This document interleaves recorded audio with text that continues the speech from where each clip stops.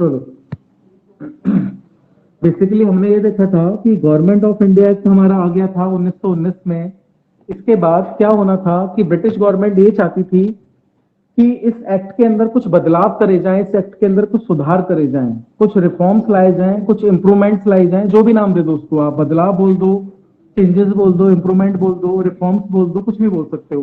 तो British government ने plan बनाया था, सेक्रेटरी ऑफ स्टेट ने और वाइसराय ने ये प्लान बनाया कि 10 साल के बाद ना हम एक कमीशन बिठाएंगे इसके लिए, और वो रिकमेंड करेगा कि क्या क्या बदलाव होने चाहिए। तो ब्रिटिश गवर्नमेंट ने प्लान करा, सेक्रेटरी ऑफ स्टेट ने प्लान करा कि इस एक्ट में बदलाव करने के लिए, रिफॉर्म्स करने के लिए उन्होंने 2 साल पहले ही एक कमीशन बुला लिया। यानी कि कमीशन का मतलब था एक तरीके से एक दस्ता था, जिसके अंदर एक ग्रुप था कुछ मेंबर्स का, और जिसके अंदर हेड थे सर जॉन साइमन, इसलिए उसका नाम रख दिया गया सर साइमन कमीशन, क्योंकि जॉन साइमन इसके हेड थे और उन्हीं के नाम पे इसका नाम रख दिया गया साइमन कमीशन। अब प्रॉब्लम क्या थी साइमन कमीशन के अंदर?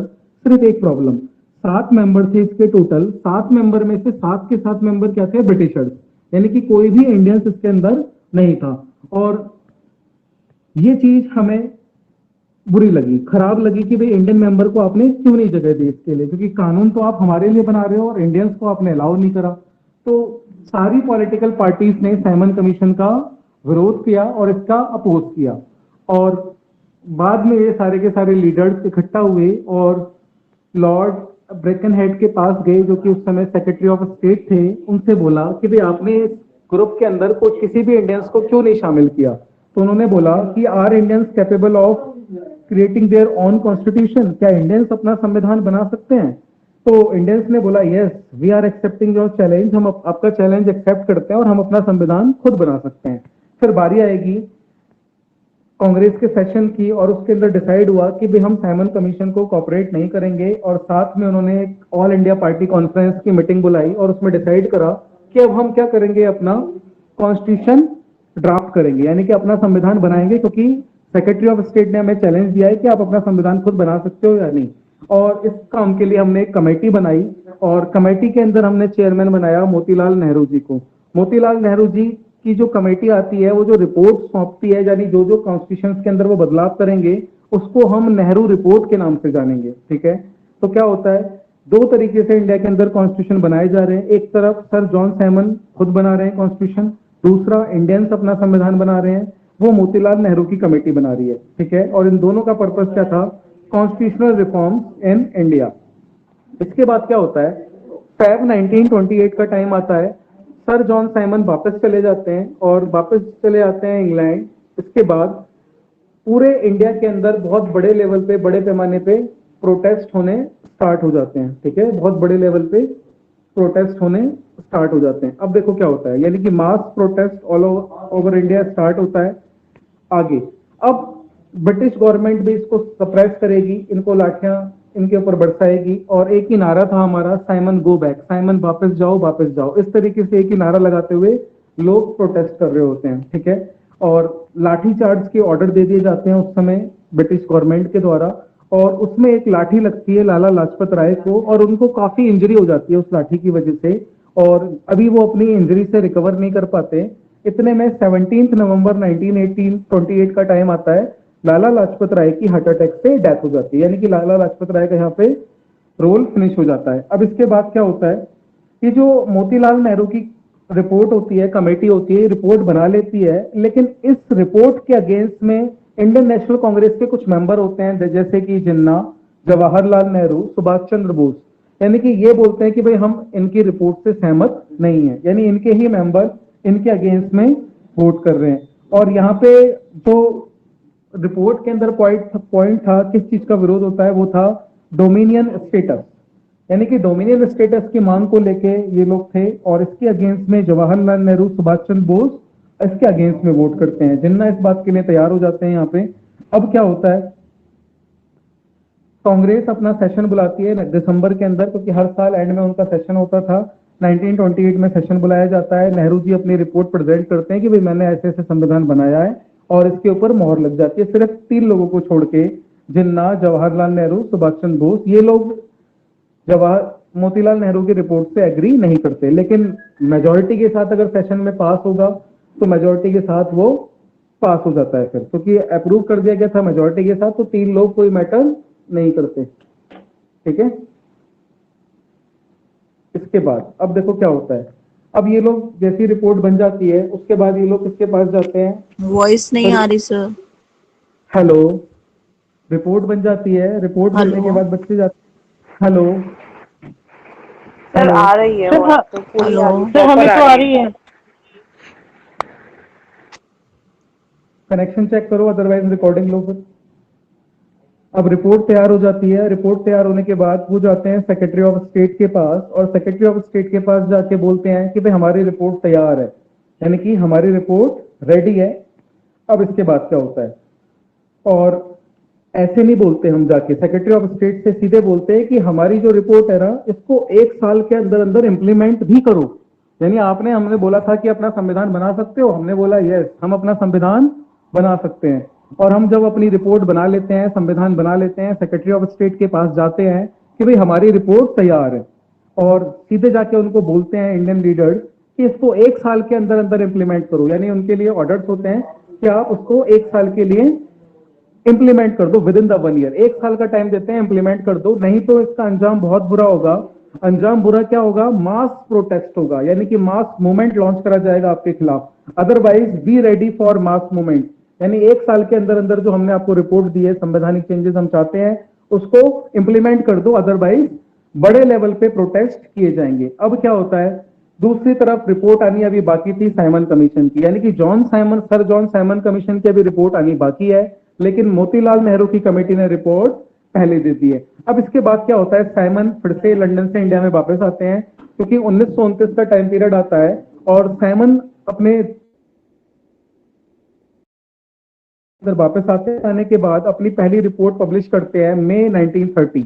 यानी कि मई 1930 में साइमन कमीशन की पहली बार रिपोर्ट पब्लिश करी जाती है। यानी कि मोतीलाल नेहरू की कमेटी ने रिपोर्ट पहले दे दी है, जॉन साइमन 1929 में वापस आते हैं इंडिया के अंदर, और मई 1930 में उन्होंने अपनी रिपोर्ट सौंप दी है सेक्रेटरी ऑफ स्टेट को।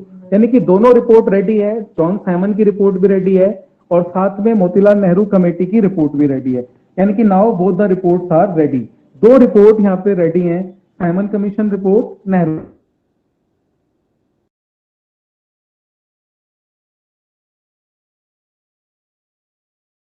यानी और इन रिपोर्ट्स के ऊपर हम डिस्कशन करना स्टार्ट करेंगे, और इसी का जो डिस्कशन होगा इन रिपोर्ट्स के ऊपर, इसी को हम नाम देंगे गवर्नमेंट ऑफ इंडिया एक्ट 1935। यानी कि लास्ट क्लास में अगर आपको याद हो, तो लास्ट टू लास्ट क्लास में मैंने आपको पढ़ाया था गवर्नमेंट ऑफ इंडिया एक्ट 1919, 1919। इसी 1919 में बदलाव करने के लिए सर जॉन साइमन को बुलाया गया था कि आप सुझाव दो अपने।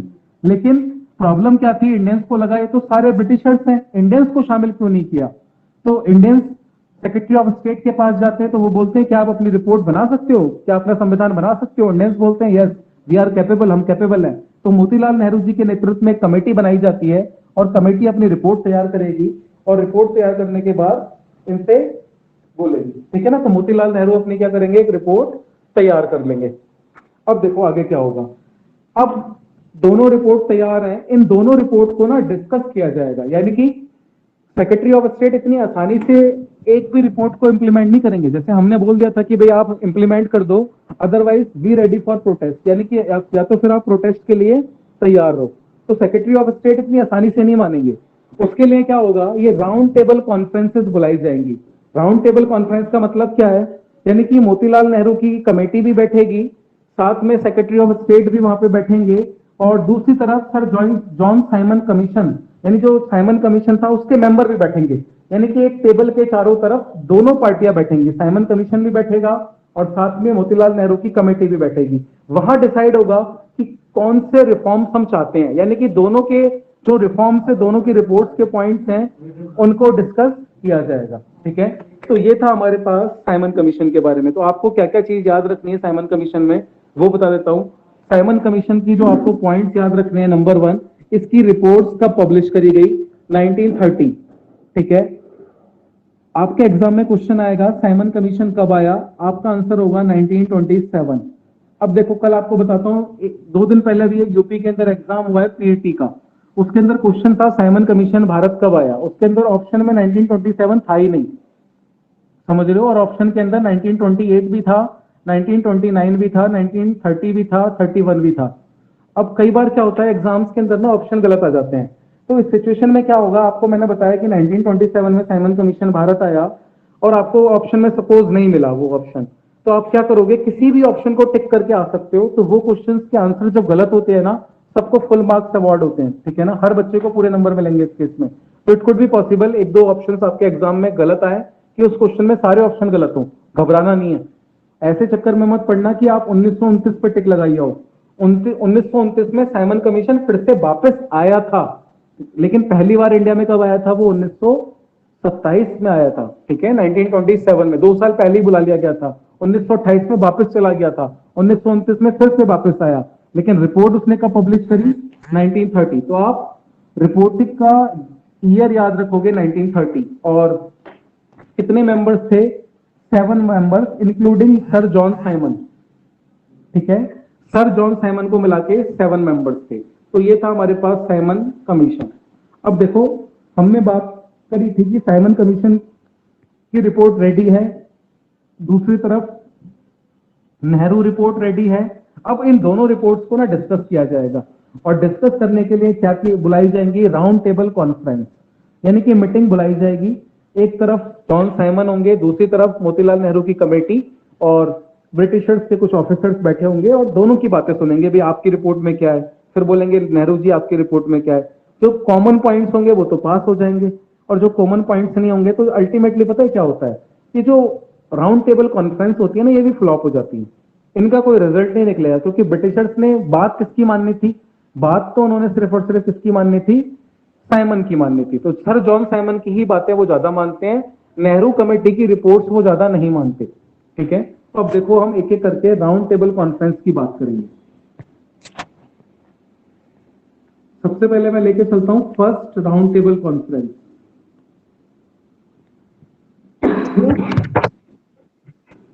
सर ये मोतीलाल नेहरू जी ने रिपोर्ट तो 1928 में ड्राफ्ट की थी ना, तो जी, अगर क्वेश्चन होगा 1928। साइमन रिपोर्ट रेडी कब हुई, तो वो सर जॉन साइमन वाली 1930 पे टिक करते हैं।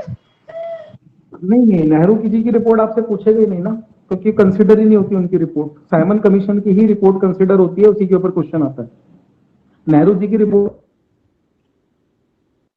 सर तो सर कल उसको हमारा लेकिन उसमें चौरी चौरा कोई मूवमेंट के टाइम पे बहुत ज्यादा डिस्टरबेंस हो रही थी, इसलिए रह गया था, तो एक बार वो भी रिवाइज करेंगे इफ यू कैन प्लीज। चोरी चोरा भी कर देंगे, लेकिन पहले मैं आज के अपने टॉपिक कराऊंगा, देन चोरी चोरा, टाइम अगर लेफ्ट होगा तो, ठीक है। ओके आज सर। का टॉपिक नहीं करना है, क्योंकि वो फिर रह जाएंगे मेरे टॉपिक, बिल्कुल इंटरलिंक है सारे, चोरी चोरा का यहाँ से कोई लिंक नहीं है, तो मैं उसको भी नहीं उठाऊंगा, ठीक है। अभी मुझे आपके ये वाले टॉपिक कंप्लीट करने हैं। अब देखो पहली राउंड टेबल कॉन्फ्रेंस पे आते हैं। नेहरू जी की रिपोर्ट को आप भूल जाओ, उनकी रिपोर्ट को ना कंसिडर ही नहीं करा जाता, क्योंकि ब्रिटिशर्स ने अपने ब्रिटिशर्स की रिपोर्ट को ही कंसिडर करना था। तो कभी आज तक के एग्जाम में ना नेहरू रिपोर्ट के बारे में पूछा ही नहीं गया। जब भी पूछा गया उन्होंने ये पूछा कि साइमन कमीशन की रिपोर्ट कब पब्लिश हुई, क्योंकि मैक्सिमम पॉइंट्स जो एक्सेप्ट किए जाएंगे ना, वो साइमन कमीशन के एक्सेप्ट किए जाएंगे। तो जो चीज मैक्सिमम एक्सेप्ट की जाती है ना, उसी पे क्वेश्चन बनता है। देखो अब क्या सीन था राउंड टेबल कॉन्फ्रेंस की, है क्या राउंड टेबल कॉन्फ्रेंस था क्या, कुछ नहीं था, ऐसा नहीं था, गोलमेज सम्मेलन भी इसको बोलते हैं। और बेसिकली क्या था, दोनों लोग बैठे थे, एक तरफ इंडिया का डेलीगेशन बैठा हुआ था, दूसरी तरफ जॉन साइमन बैठे हुए थे। और ये क्यों आया था, क्योंकि सेक्रेटरी ऑफ स्टेट ने बोल दिया था कि भाई हम एक रेस्पॉन्सिबल गवर्नमेंट आपको देंगे, और 1919 के बाद हमें कुछ रिफॉर्म्स चाहिए थे, रिफॉर्म्स होने थे 1929 में, लेकिन उन्होंने 1927 में ही साइमन कमीशन अपॉइंट कर दिया था, जिसने अपनी रिपोर्ट 1930 में दी थी। अब देखो क्या इशू था, यहाँ पे थे लॉर्ड इरविन, उस समय के वायसराय, यानी कि Lord Irwin was the viceroy at that time. और कब से कब तक का टाइम पीरियड है इनका, 1926 से लेके 1931 का टाइम पीरियड है। और बच्चे इसी में आपको एक चीज बता देता हूँ, हमारे इंडिया की जो पार्लियामेंट आप संसद भवन देखते हो ना, ये भी कब बना था, 1927। यहीं से मिलता जुलता आप एक क्वेश्चन अभी यहीं पे नोट कर लो। 1927 में हमारी जो पार्लियामेंट है, इंडियन पार्लियामेंट, जो आप संसद भवन देखते हो ना, वो 1927 में बना था, और लॉर्ड इरविन के द्वारा उसका इनॉग्रेशन किया गया था। यानी कि जो उस समय हमारे वायसराय थे लॉर्ड इरविन, इनके द्वारा इनॉग्रेशन करा गया था उस पार्लियामेंट का, ठीक है। तो अब देखो क्या होता है, साइमन कमीशन की रिपोर्ट तैयार है, दूसरी तरफ नेहरू जी की रिपोर्ट तैयार है, और अब बारी आ रही है राउंड टेबल कॉन्फ्रेंस की। ठीक है, तो राउंड टेबल कॉन्फ्रेंस जब होती है तो मोहम्मद अली जिन्ना बोलते हैं कि भाई राउंड टेबल कॉन्फ्रेंस में मुस्लिम लीग को भी बुलाया जाए, यानी कि मुस्लिम लीग भी जाना चाहती है राउंड टेबल कॉन्फ्रेंस के अंदर। वो बोलते हैं इनवाइट अस आल्सो, हमें भी बुलाओ, यानी मोहम्मद अली जिन्ना का कहना था कि उनको भी बुलाया जाए राउंड टेबल कॉन्फ्रेंस में, कोई दिक्कत नहीं है। अब देखो क्या होता है, राउंड टेबल कॉन्फ्रेंस के अंदर ब्रिटिशर्स को सुनने में आता है कि भाई इंडियन रिप्रेजेंटेटिव्स भी इसके अंदर आ रहे हैं, तो बोलते हैं I heard Indian representative are also coming. वो आपस में बात कर रहे होते हैं सारे साइमन कमीशन के मेंबर कि हमने ऐसा सुना है कि यहाँ पे इंडियन मेंबर्स भी आज आ रहे हैं। अब टाइम आता है फर्स्ट राउंड टेबल कॉन्फ्रेंस का, और देखो इस कॉन्फ्रेंस के अंदर क्या होता है, इसका इनॉग्रेशन किया जाता है जॉर्ज फाइव के द्वारा, इसको इनॉग्रेट करा जाता है इस पहली कॉन्फ्रेंस को, और चेयरपर्सन जो की जो अध्यक्षता करते हैं वो ब्रिटेन के प्राइम मिनिस्टर इसकी अध्यक्षता करते हैं, और ब्रिटिश पार्लियामेंट से 16 डेलीगेट्स भेजे जाते हैं, यानी कि 16 डेलीगेट्स आते हैं ब्रिटिश पार्लियामेंट से, यानी कि ब्रिटेन की पार्लियामेंट से 16 डेलीगेट्स इस राउंड टेबल कॉन्फ्रेंस में पार्टिसिपेट करते हैं। और राउंड टेबल कॉन्फ्रेंस का जो ईयर है ना, वो नवंबर 1930 से जनवरी 1931, यानी ये जो राउंड टेबल कॉन्फ्रेंस स्टार्ट होगी नवंबर के महीने में स्टार्ट होगी 1930 में, और जनवरी 1931 में खत्म हो जाएगी। ठीक है, 2-3 महीने ये राउंड टेबल कॉन्फ्रेंस हमारी चलेंगी लगातार। ठीक है, तो देखो क्या होता है, ब्रिटिश की तरफ से कितने डेलीगेट्स आ रहे हैं, 16 डेलीगेट्स ब्रिटिश की तरफ से आ रहे हैं, और इसकी अध्यक्षता कौन करेंगे, ब्रिटेन के प्राइम मिनिस्टर। और इसका इनॉग्रेशन किसने कराया, कि मीटिंग हो रही है अंग्रेजों के बीच में और इंडियंस के बीच में, इसका इनॉग्रेशन कराया वहां के राजा ने, किंग ने, जॉर्ज 5। अब देखो आगे, 16 delegates from Indian princely state, यानी कि जो इंडिया के अंदर राजाओं वाली स्टेट थी, 16 डेलीगेट्स भारत की तरफ से प्रिंसली स्टेट से जाएंगे। इसके बाद 58 delegates from Indian political parties, यानी कि 58 डेलीगेट्स किसकी तरफ से आ रहे हैं, जितनी भी इंडिया के अंदर पॉलिटिकल पार्टीज हैं, just like Indian national Congress, Indian Muslim league, क्योंकि मोहम्मद अली जिन्ना ने बोला था कि भाई हमें भी इन्वाइट करो, तो ब्रिटिशर्स ने बोला हम सारी पार्टियों को इनवाइट करते हैं। तो उन्होंने डेलीगेट्स की संख्या जो वहां पे पहुंची थी, 16 डेलीगेट्स तो चुन के आए थे ब्रिटिश पार्लियामेंट से, 16 डेलीगेट्स राजाओं वाली स्टेट से थे, और 58 डेलीगेट्स आए थे पॉलिटिकल पार्टीज से। जो भारत के अंदर पॉलिटिकल पार्टी जितनी भी थी सारे मिला के 58 डेलीगेट्स। अब टाइम आता है पहली राउंड टेबल कॉन्फ्रेंस का। अब इसके अंदर क्या होता है, British government had did not accept Congress demand of implementing Nehru report, यानी कि कांग्रेस इसके अंदर डिमांड रखती है कि नेहरू रिपोर्ट को ना मान लिया जाए, यानी कि कांग्रेस बोलती है कि भाई नेहरू रिपोर्ट को मान लिया जाए और 1 साल के अंदर अंदर इसको इंप्लीमेंट कर दिया जाए। तो अब क्या होता है, इनकी डिमांड को माना नहीं जाता, और इन्होंने बोला भी था कि भाई अगर आप हमारी बात नहीं मानोगे तो हम आपके खिलाफ एक मास मूवमेंट करेंगे, बहुत बड़े लेवल पे प्रोटेस्ट करेंगे। और वो मास मूवमेंट क्या होता था, सिविल डिसोबीडियंस मूवमेंट। और इसके सिविल डिसोबीडियंट मूवमेंट्स में करते क्या थे ये लोग, इनका एक ही काम होता था, बॉयकट करना all government institutions and organisations, यानी ब्रिटिश गवर्नमेंट ने जितने भी इंस्टीट्यूशंस बना रखे हैं, जितनी भी सरकारें उनकी चल रही हैं, जितनी भी ऑर्गेनाइजेशंस चल रही हैं, उसका बॉयकॉट करना। ये होता था सिविल डिसोबीडियंस मूवमेंट, कि भाई आपकी जितनी भी संस्थाएं हैं हम सबका बॉयकॉट करेंगे, जो जो आप काम इंडिया के अंदर कर रहे हो हम आपके स्कूल्स में अपने बच्चों को नहीं भेजेंगे, नौकरियां नहीं करेंगे आपके ऑफिस में, सब कुछ बॉयकॉट करना स्टार्ट कर देंगे, और ये बहुत बड़े लेवल पे बॉयकॉट होगा आपका। तो ये सिविल डिसोबीडियंस मूवमेंट हुआ करता था।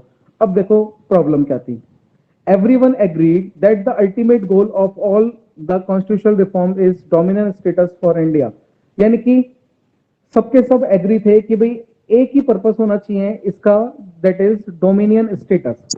तो बच्चा बताएगा what do mean by dominion status, dominion status का मतलब क्या है, एनीबॉडी? डोमिनियन स्टेटस का मतलब बताओगे?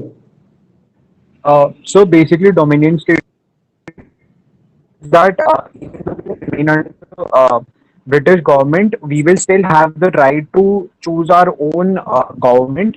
But at the end of the day, the British king or the queen, whoever is in power, will have the power to dismiss our government elected as they will be supreme. अच्छा, आपकी आवाज ही नमन बिल्कुल cross हो गई, मेरे पास पहुंची नहीं। Cut cut के आई, लेकिन फिर भी जो मुझे सुनाई दिए कुछ वर्ड, मैं उसके हिसाब से, आपने सही बोला है, मैं बाकी बच्चों को बताता हूँ। डोमिनेंस स्टेटस का बेसिकली मतलब क्या था, अगर सिंपल लैंग्वेज में बोला जाए, दैट इज सेल्फ गवर्नमेंट, यानी कि आपकी अपनी सरकार, लेकिन कंट्रोल किसका रहेगा, स्टिल ब्रिटिशर्स का कंट्रोल रहेगा, ठीक है। यानी डोमिनेंस स्टेटस का सारे के सारे लोग एग्री कर रहे थे। और उस समय जो ब्रिटिश प्राइम मिनिस्टर थे उनका नाम था रामसे मैकडोनल्ड। रामसे मैकडोनल्ड उस समय ब्रिटिश के प्राइम मिनिस्टर थे। अब देखो क्या होता है, पहला इन्होंने बोला except finance and defence all other department will be yours, यानी कि रामसे मैकडोनल्ड्स ने बोला फाइनेंस को छोड़ के और डिफेंस को छोड़ के सारे डिपार्टमेंट किसके हैं, आपके हैं। यानी इंडियंस को बोला कि भाई हम सारे के सारे डिपार्टमेंट आपको दे रहे हैं, सिर्फ दो डिपार्टमेंट अपने पास रखेंगे, एक तो फाइनेंस डिपार्टमेंट अपने पास रखेंगे पैसा, और दूसरा डिफेंस यानी कि आर्मी नेवी एयरफोर्स, इसको अपने पास रखेंगे। यानी ब्रिटिशर्स ने दो मेन डिपार्टमेंट्स थे वो तो अपने पास रख लिए, और बाकी बोला इंडियंस आप रख लो अपने पास। यानी बाकी क्या बचे, लॉ मिनिस्ट्री है, पब्लिक हेल्थ वाला डिपार्टमेंट है, पीडब्ल्यूडी डिपार्टमेंट है, वो इन्होंने इंडियंस को दे दिया कि दो डिपार्टमेंट्स हमें चाहिए और बाकी डिपार्टमेंट्स आप अपने खुद के रख लो, यानी इंडियंस अपने डिपार्टमेंट्स रख सकते हैं, ठीक है। अब देखो इस चीज को इंडियंस ने बोला ठीक है, ये डिमांड हमें आपकी एक्सेप्टेड है, इस चीज को हम मान लेते हैं। अब यहाँ पे प्रॉब्लम क्या आती है, एक पेज फंस जाता है, और वो पेज क्या फंसता है, डॉक्टर भीमराव अंबेडकर बोलते हैं कि भाई सेपरेट इलेक्टोरेट होना चाहिए अनटचेबिलिटीज के लिए, जो अनटचेबल्स हैं इनके लिए होना चाहिए सेपरेट इलेक्टोरेट, नहीं।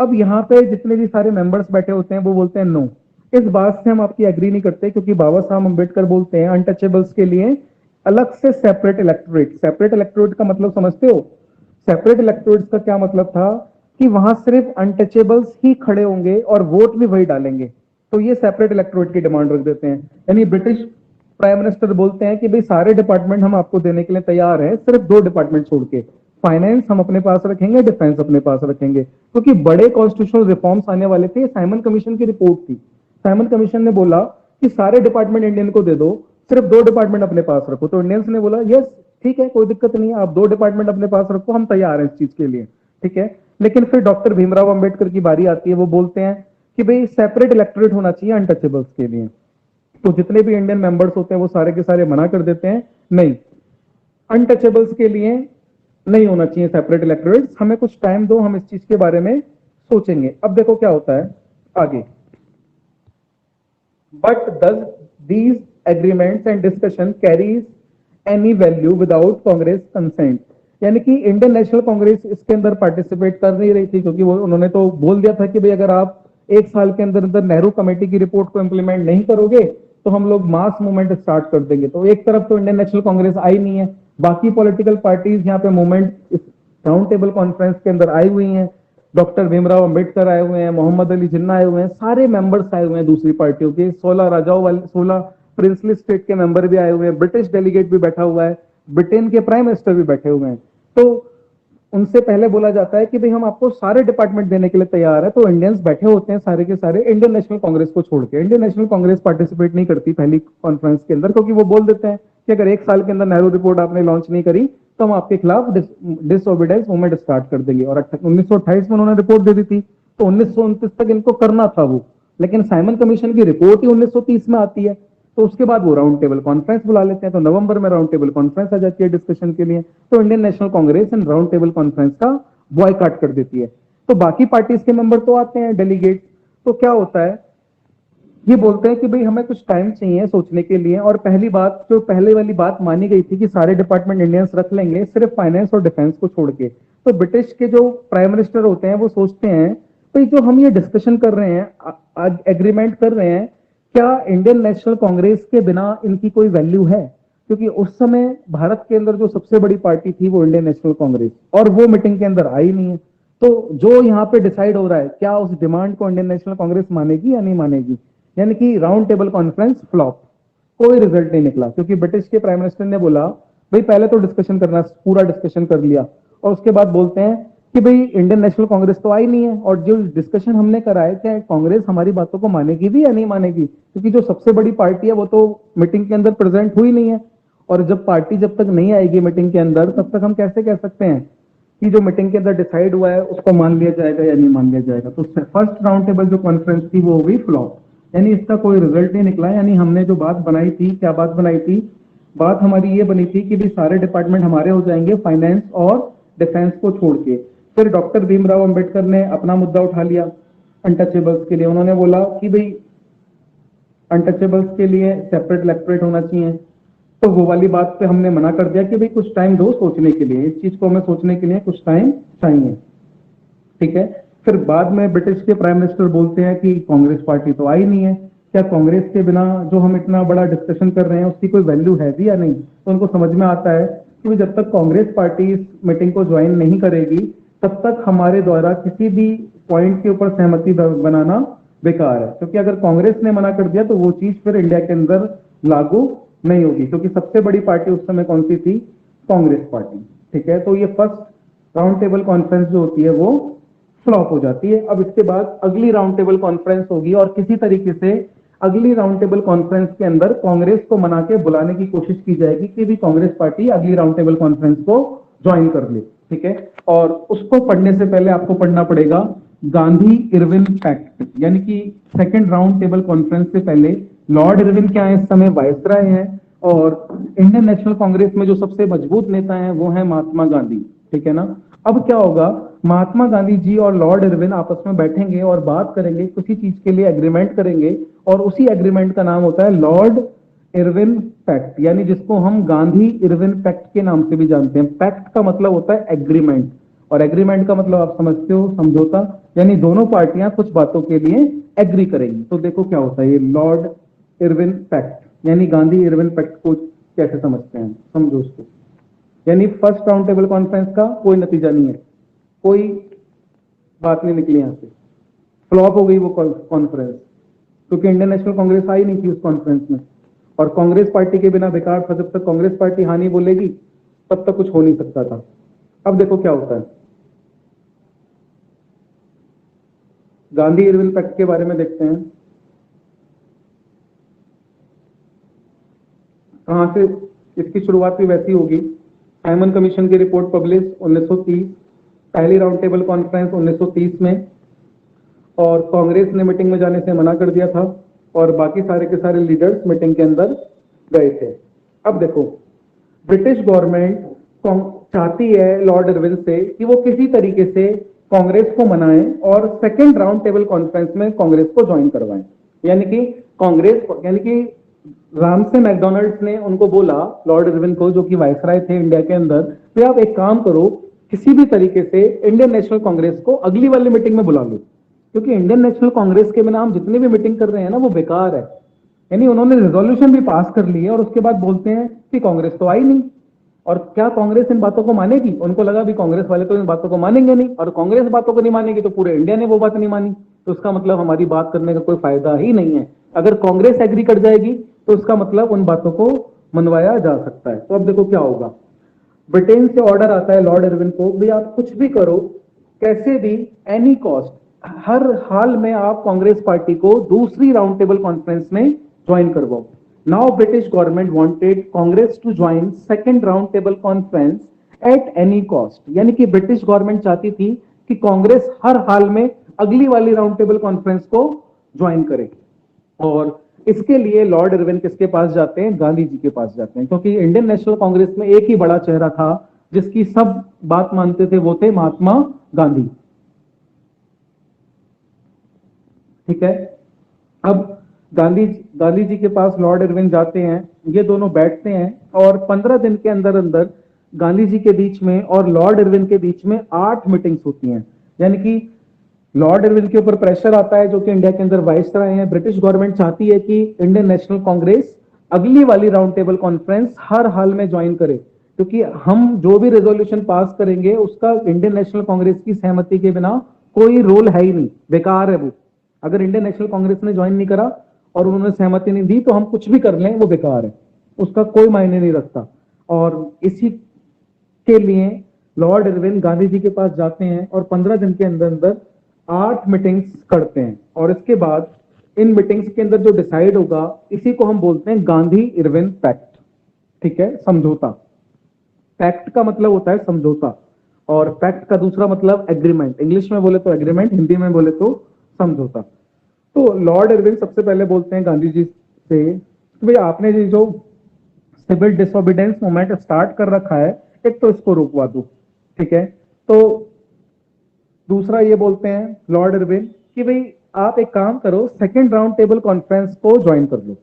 एक तो आप क्या कर दो, सिविल डिसोबीडेंस मूवमेंट रुकवा दो और सेकंड राउंड टेबल कॉन्फ्रेंस के अंदर पार्टिसिपेट कर लो। पहली में तो आप नहीं आए, लेकिन सेकंड में आ जाओ। तो अब एक चीज बताओ, जब लॉर्ड इरविन अपनी बात मनवा रहे हैं तो इसका मतलब गांधी जी भी तो कुछ ना कुछ ऑप्शंस देंगे, यानी कि गांधी जी भी तो कुछ अपने डिमांड्स रखेंगे लॉर्ड इरविन के सामने। तो गांधी जी चाहते हैं ना, अगर लॉर्ड इरविन के सामने काफी सारी अपनी डिमांड्स रख सकते थे, क्योंकि लॉर्ड इरविन कांग्रेस पार्टी को हर हाल में राउंड टेबल कॉन्फ्रेंसेस के अंदर लेके आना चाहते ही थे, और गांधी जी उस समय चाहते तो कुछ भी कर सकते थे, ठीक है। तो अभी आपको एक पॉइंट बताऊंगा इसके अंदर क्या पॉइंट हुआ था। तो लॉर्ड इरविन ने बोला गांधी जी से कि भाई सिविल डिसोबीडेंस मूवमेंट अब रुकवा दो, बहुत हो गया, और कांग्रेस पार्टी को सेकंड राउंड टेबल कॉन्फ्रेंस में आप ज्वाइन करवाओ, यानी कि कांग्रेस के leaders second round table conference में आने चाहिए। तो कांग्रेस ने बोला ठीक है, गांधी जी ने बोला ठीक है, मैं सिविल डिसोबीडेंस मूवमेंट रुकवा दूंगा और कांग्रेस पार्टी अगली बार सेकंड राउंड टेबल कॉन्फ्रेंस के अंदर ज्वाइन भी करेगी, लेकिन हमारी भी कुछ शर्तें हैं। क्या शर्तें हैं? गांधी जी ने बोला कि भाई जितने भी आपने हमारे लोगों को जेलों में डाला है ना, जिन्होंने किसी भी तरह की वायलेंस नहीं करी और उनको आपने फिर भी जेल में डाल दिया, एक तो आप उनको रिलीज करवाओ। तो ब्रिटिश गवर्नमेंट ने बोला ठीक है, जिनके अगेंस्ट में किसी भी तरह का वायलेंस का केस नहीं है, हम उनको छोड़ने के लिए तैयार हैं, सिर्फ उन लोगों को। गांधी जी ने यह बोला कि भाई जिनके खिलाफ वायलेंस का केस नहीं है उनको तो छोड़ दो, उनको क्यों आप जेल में डाल रहे हो? भाई जिन्होंने वायलेंस करी हुई है उनको जेल में डालो, कोई दिक्कत नहीं है मुझे। अब वायलेंस का कोई भी केस नहीं है, एटलीस्ट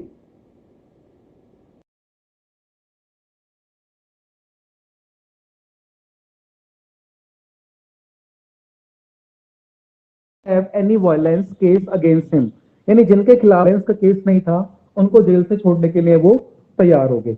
इसके बाद उन्होंने बोला गांधी जी ने कि भाई आप, सुनने में ऐसा भी आया है कि कुछ लोगों ने टैक्स पे नहीं करा और आपने उनकी जमीनें भी हड़प ली हैं, उनकी जमीनें भी कब्जे में ले ली हैं, तो आप एक काम करो, उनकी जमीनें आपको उनको वापस कर दो। तो लॉर्ड इरविन ने बोला ठीक है, British government agree to return the land confiscated for non payment of taxes, यानी कि इन्होंने ये भी एग्री कर लिया कि ठीक है, मैं तैयार हूं,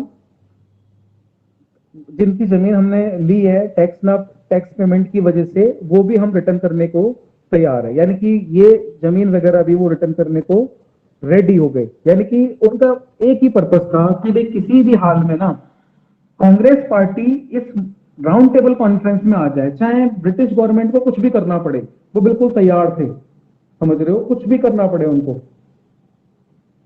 तो ब्रिटिश गवर्नमेंट ने गांधी जी की दोनों बातें मानी। पहली बात गांधी जी ने ये बोला कि भाई सबसे पहले इन्होंने ये बोला कि पहला काम आप ये करो कि जिनके अगेंस्ट कोई वायलेंस का केस नहीं है उनको भी छोड़ दो, और दूसरा जिन्होंने टैक्स पे करने की वजह से जिनकी आपने जमीन हड़पी है, आप उनको भी क्या कर दो,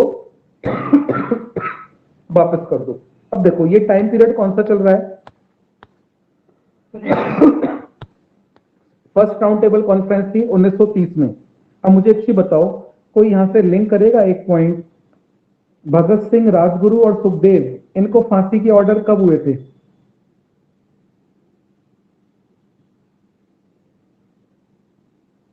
1931।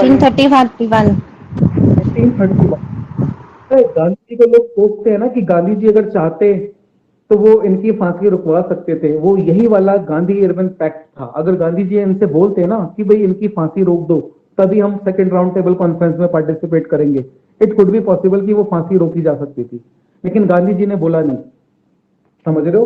तो गांधी जी को ना जो गोडसे ने गोली मारी थी, वो रीजन ही यही था कि गांधी जी अगर चाहते तो इनकी फांसी रुकवा सकते थे, क्योंकि ब्रिटिशर्स हर हाल में चाहते थे कि Indian national Congress second round table conference join करे। गांधी जी ने जो बोला उन्होंने वो मान लिया। उन्होंने बोला कि भाई जितने भी प्रिजनर्स आपने जेल में बंद कर रखे हैं, जिनके अगेंस्ट में कोई वायलेंस का केस नहीं है, उनको रिहा कर दो। ब्रिटिश गवर्नमेंट ने बोला ठीक है, छोड़ने के लिए तैयार है, छोड़ दिया उनको। जितनी जमीनें आपने हड़प रखी हैं सबकी जमीनें वापस कर दो। पूरे इंडिया में जितनी भी जमीनें उन्होंने छीनी थी ना, सारी वापस कर दी। तो अगर गांधी जी चाहते, अगर वो एक बार बोलते वायसराय से, लॉर्ड इरविन से, तो इट कुड बी पॉसिबल वो फांसी रुकवाई जा सकती थी। लेकिन गांधी जी ने क्या था कि उन्होंने वही बोला था कि भी जिनके खिलाफ वायलेंस का केस नहीं है उनको रिहा करो आप। तो इनके खिलाफ तो वायलेंस का केस था, इसलिए गांधी जी ने नहीं बोला। लेकिन अगर वो चाहते तो इन तीनों को बचा सकते थे, वायसराय के सामने वो प्रस्ताव रख सकते थे, फोर्स कर सकते थे उनको कि इंडियन नेशनल कांग्रेस तुम्हारी second round table conference join नहीं करेगी जब तक आप इन तीनों की फांसी नहीं रोकते। तो लेकिन गांधी जी ने ऐसा नहीं किया, इसलिए उनको आज तक कोसा जाता है। तो ये था गांधी इरविन पैक्ट, समझ रहे हो? 8 मीटिंग्स के अंदर ये सब डिसाइड हुआ। यानी कि लॉर्ड इरविन ने बोला कि आप सिविल डिसोबीडियंस मूवमेंट स्टॉप करो, साथ में राउंड टेबल कॉन्फ्रेंस में इंडियन नेशनल कांग्रेस को लेके आओ, और गांधी जी ने बोला कि भाई आप एक काम करो, जितने भी प्रिजनर्स के खिलाफ कोई वायलेंस का केस नहीं है उनको रिलीज करो, और जितनी भी जमीनें आपने टैक्स के पेमेंट ना करने की वजह से छीनी है उनको वापस कर दो। ठीक है, this was the Gandhi Irwin pact. और सर ये coastal areas are allowed to make salt, ये पॉइंट? हाँ बच्चे, अब देखो क्या था, ये जो सिविल डिसोबीडियंस मूवमेंट था ना, इसी मूवमेंट के अंदर 6 अप्रैल 1930 को गांधी जी ने सॉल्ट लॉ भी तोड़ दिया था। ठीक है, और I have violated the British salt law to initiate the civil disobedience movement. ये जो सिविल डिसोबीडियंस मूवमेंट उन्होंने स्टार्ट करा था, इसके अंदर उन्होंने सॉल्ट लॉ को तोड़ दिया, क्योंकि इंडिया के अंदर नमक बनाना अलाउ नहीं था, और उन्होंने नमक बनाया और ब्रिटिश लॉ को तोड़ दिया। और यानी कि बड़े पैमाने पे हम ब्रिटिशर्स का विरोध कर रहे थे, यानी उनकी हमें चीज चाहिए ही नहीं, बॉयकॉट करना था उनकी हर चीज को। तो गांधी जी ने बोला, नमक कहां से आता था हमारे इंडिया में? लिवरपूल क्लोज मैनचेस्टर से आते थे हमारे पास। तो गांधी जी ने नमक बना के इस सॉल्ट लॉ को भी तोड़ दिया, भंग कर दिया। तो उसी के बाद वो लोग चाहते थे कि भाई सिविल डिसोबीडियंस मूवमेंट रुक जाए, क्योंकि अगर बड़े लेवल पे ये सिविल डिसोबीडियंस मूवमेंट जारी रहेगा तो ऐसे तो ब्रिटिशर्स की जो इनकम है वो बिल्कुल खत्म हो जाएगी, लोग उनके गुड्स को यूज ही नहीं करेंगे, तो फायदा ही कुछ नहीं है, यानी कि अल्टीमेटली ब्रिटिश गवर्नमेंट लॉस में आ जाएगी। ठीक है, ये पॉइंट था जो सबसे ऊपर था। ठीक है, वो था 6 अप्रैल तो ये 1930 भी तो गांधी जी की ये भी डिमांड थी सर, ये भी डिमांड थी गांधी जी की, वो दो डिमांड्स के अलावा? टू डिमांड्स थी बस, only two demands, only two demands. ठीक है, वो सिविल डिसोबीडियंस मूवमेंट का पार्ट था, डिमांड सिर्फ दो ही थी। पहली डिमांड थी प्रिजनर्स को रिलीज करो, और दूसरा जिन्होंने टैक्स नहीं दिया वो करो। और इसके बाद जो गांधी जी ने सिविल डिसोबीडियंस मूवमेंट के अंदर सॉल्ट का कानून तोड़ा था, अब ब्रिटिशर्स ने बोला ठीक है भाई, नमक बना लो तुम अपना, कोई दिक्कत नहीं है, यानी सिविल डिसोबीडियंस मूवमेंट रोक दो, अपना नमक खुद बनाओ। यानी peoples living in coastal areas are now allowed to make salt, यानी लोगों को बोल दिया गया भाई अब नमक बना सकते हो आप। ठीक है, क्योंकि सिविल डिसोबीडियंस मूवमेंट की स्टार्टिंग उन्होंने सॉल्ट लॉ तोड़ के कर दी थी। और ये जो 15 दिन के बीच में 8 मीटिंग्स हुई, इसी को ना गांधी इरविन पैक्ट बोला जाता है। जो मैंने आपको लास्ट लाइन बोली थी ना, भगत सिंह, सुखदेव और राजगुरु, अगर गांधी जी चाहते ना तो इनकी फांसी रुकवा सकते थे गांधी इरविन पैक्ट के थ्रू। लेकिन गांधी जी ने ना एक बार भी नहीं बोला कि आप इनकी फांसी रोक दो, इनको सजा दे दो, फांसी रोक दो, तब तक इंडियन नेशनल कांग्रेस ज्वाइन नहीं करेगी। गांधी जी अगर एक बार धमकी देते ना कि इंडियन नेशनल कांग्रेस ज्वाइन नहीं करेगी, और ब्रिटिश गवर्नमेंट चाहती थी, उनको पता था कि अगर इंडियन नेशनल कांग्रेस ने ज्वाइन नहीं करा कोई फायदा नहीं है राउंड टेबल कॉन्फ्रेंस बुलाने का, क्योंकि सबसे बड़ी पार्टी कांग्रेस थी, और कांग्रेस की सहमति के बिना कुछ नहीं होने वाला था। और कांग्रेस ने पहली राउंड टेबल कॉन्फ्रेंस का बॉयकॉट कर दिया था, क्योंकि उन्होंने तो बोला था कि भाई जब नेहरू जी अपनी रिपोर्ट तैयार करके लेके गए थे, 1 साल के अंदर अंदर इंप्लीमेंट कर दो वरना मास प्रोटेस्ट होगा। और मास प्रोटेस्ट कैसे होगा? सिविल डिसोबीडियंस मूवमेंट स्टार्ट कर दिया, और गांधी जी ने सॉल्ट लॉ तोड़ के, नमक बना के सिविल डिसोबीडियंस मूवमेंट को और चिंगारी दे दी। तो अंग्रेजों को लगा कि भाई पहली बात तो ये सिविल डिसोबीडियंस मूवमेंट रुकवाओ कैसे जैसे तैसे, और दूसरा इंडियन नेशनल कांग्रेस को ज्वाइन करवाओ अगली वाली मीटिंग में, क्योंकि उनके सहमति के बिना हम किसी भी तरह का कानून नहीं बना सकते। यानी अब वो टाइम आ चुका है जब ब्रिटिशर्स भी कोई कानून बनाने से पहले इंडियन नेशनल कांग्रेस की कंसेंट लेना चाहते हैं। यानी कि इंडियन नेशनल कांग्रेस इस समय इतनी बड़ी पार्टी बन चुकी है कि ब्रिटिश गवर्नमेंट कोई भी कानून बनाने से पहले उससे कंसेंट लेगी, उसके बाद लॉ बनाएगी। उनको समझ में आ गया, क्योंकि इंडियन नेशनल कांग्रेस पे प्रोटेस्ट करेगी, और प्रोटेस्ट करेगी तो बहुत बड़े लेवल पे प्रोटेस्ट होंगे, मास मूवमेंट होंगे, जिससे कि ब्रिटिश गवर्नमेंट को प्रॉब्लम होगी। और उनका एक ही काम था, सिविल डिसोबीडियंस मूवमेंट। अंग्रेजों की हर चीज का बॉयकॉट करना स्टार्ट कर देते थे ये लोग, तो उनका रेवेन्यू वगैरह सब कुछ, कलेक्शन वगैरह जीरो होना स्टार्ट हो जाता था, कम होना स्टार्ट हो जाता था। सब लोग गांधी जी की बात को मानते थे। तो ये था हमारे पास गांधी इरविन पैक्ट। तो इसके अंदर कुछ डिमांड्स गांधी जी की थी और कुछ लॉर्ड इरविन की थी। लॉर्ड इरविन ने तो सिर्फ इतना ही बोला था, भैया मूवमेंट रोक दो और सेकंड राउंड टेबल कॉन्फ्रेंस को ज्वाइन कर लो। बाकी सारी डिमांड इन्होंने, लॉर्ड इरविन ने इनकी मान ली। अब देखो आगे क्या होता है। अब टाइम पीरियड आएगा अगली राउंड टेबल कॉन्फ्रेंस का, जिसका नाम है सेकंड राउंड टेबल कॉन्फ्रेंस।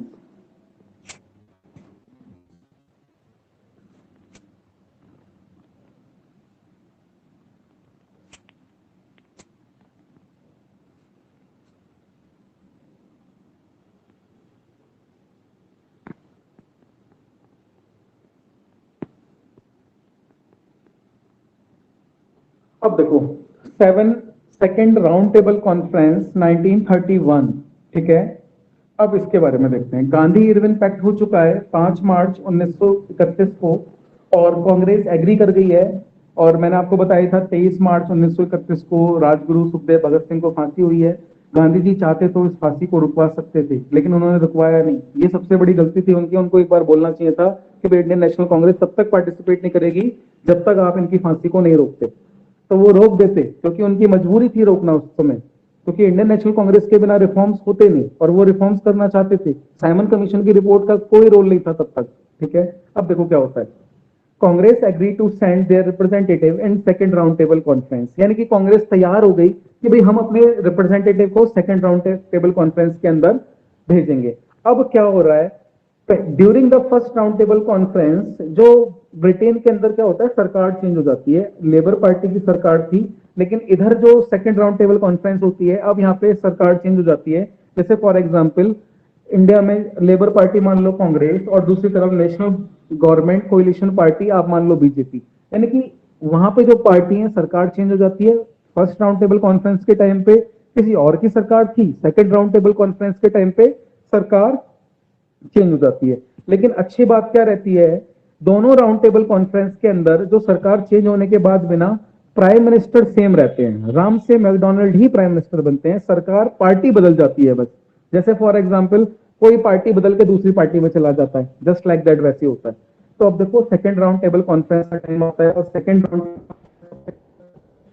सितंबर 1931 से लेके दिसंबर 1931 तक, यानी 4 महीने ये कॉन्फ्रेंस चलेगी, सितंबर, अक्टूबर, नवंबर, दिसंबर। अब सेकंड राउंड टेबल कॉन्फ्रेंस का नंबर आता है 23 डेलीगेट्स आते हैं इंडियन प्रिंसली स्टेट से, 80 प्लस डेलीगेट्स आते हैं इंडियन पॉलिटिकल पार्टी से, यानी कि 23 डेलीगेट्स प्रिंसली राजाओं वाली स्टेट से भेजे जाते हैं, 80 प्लस डेलीगेट्स भेजे जाते हैं इंडियन पॉलिटिकल पार्टी से।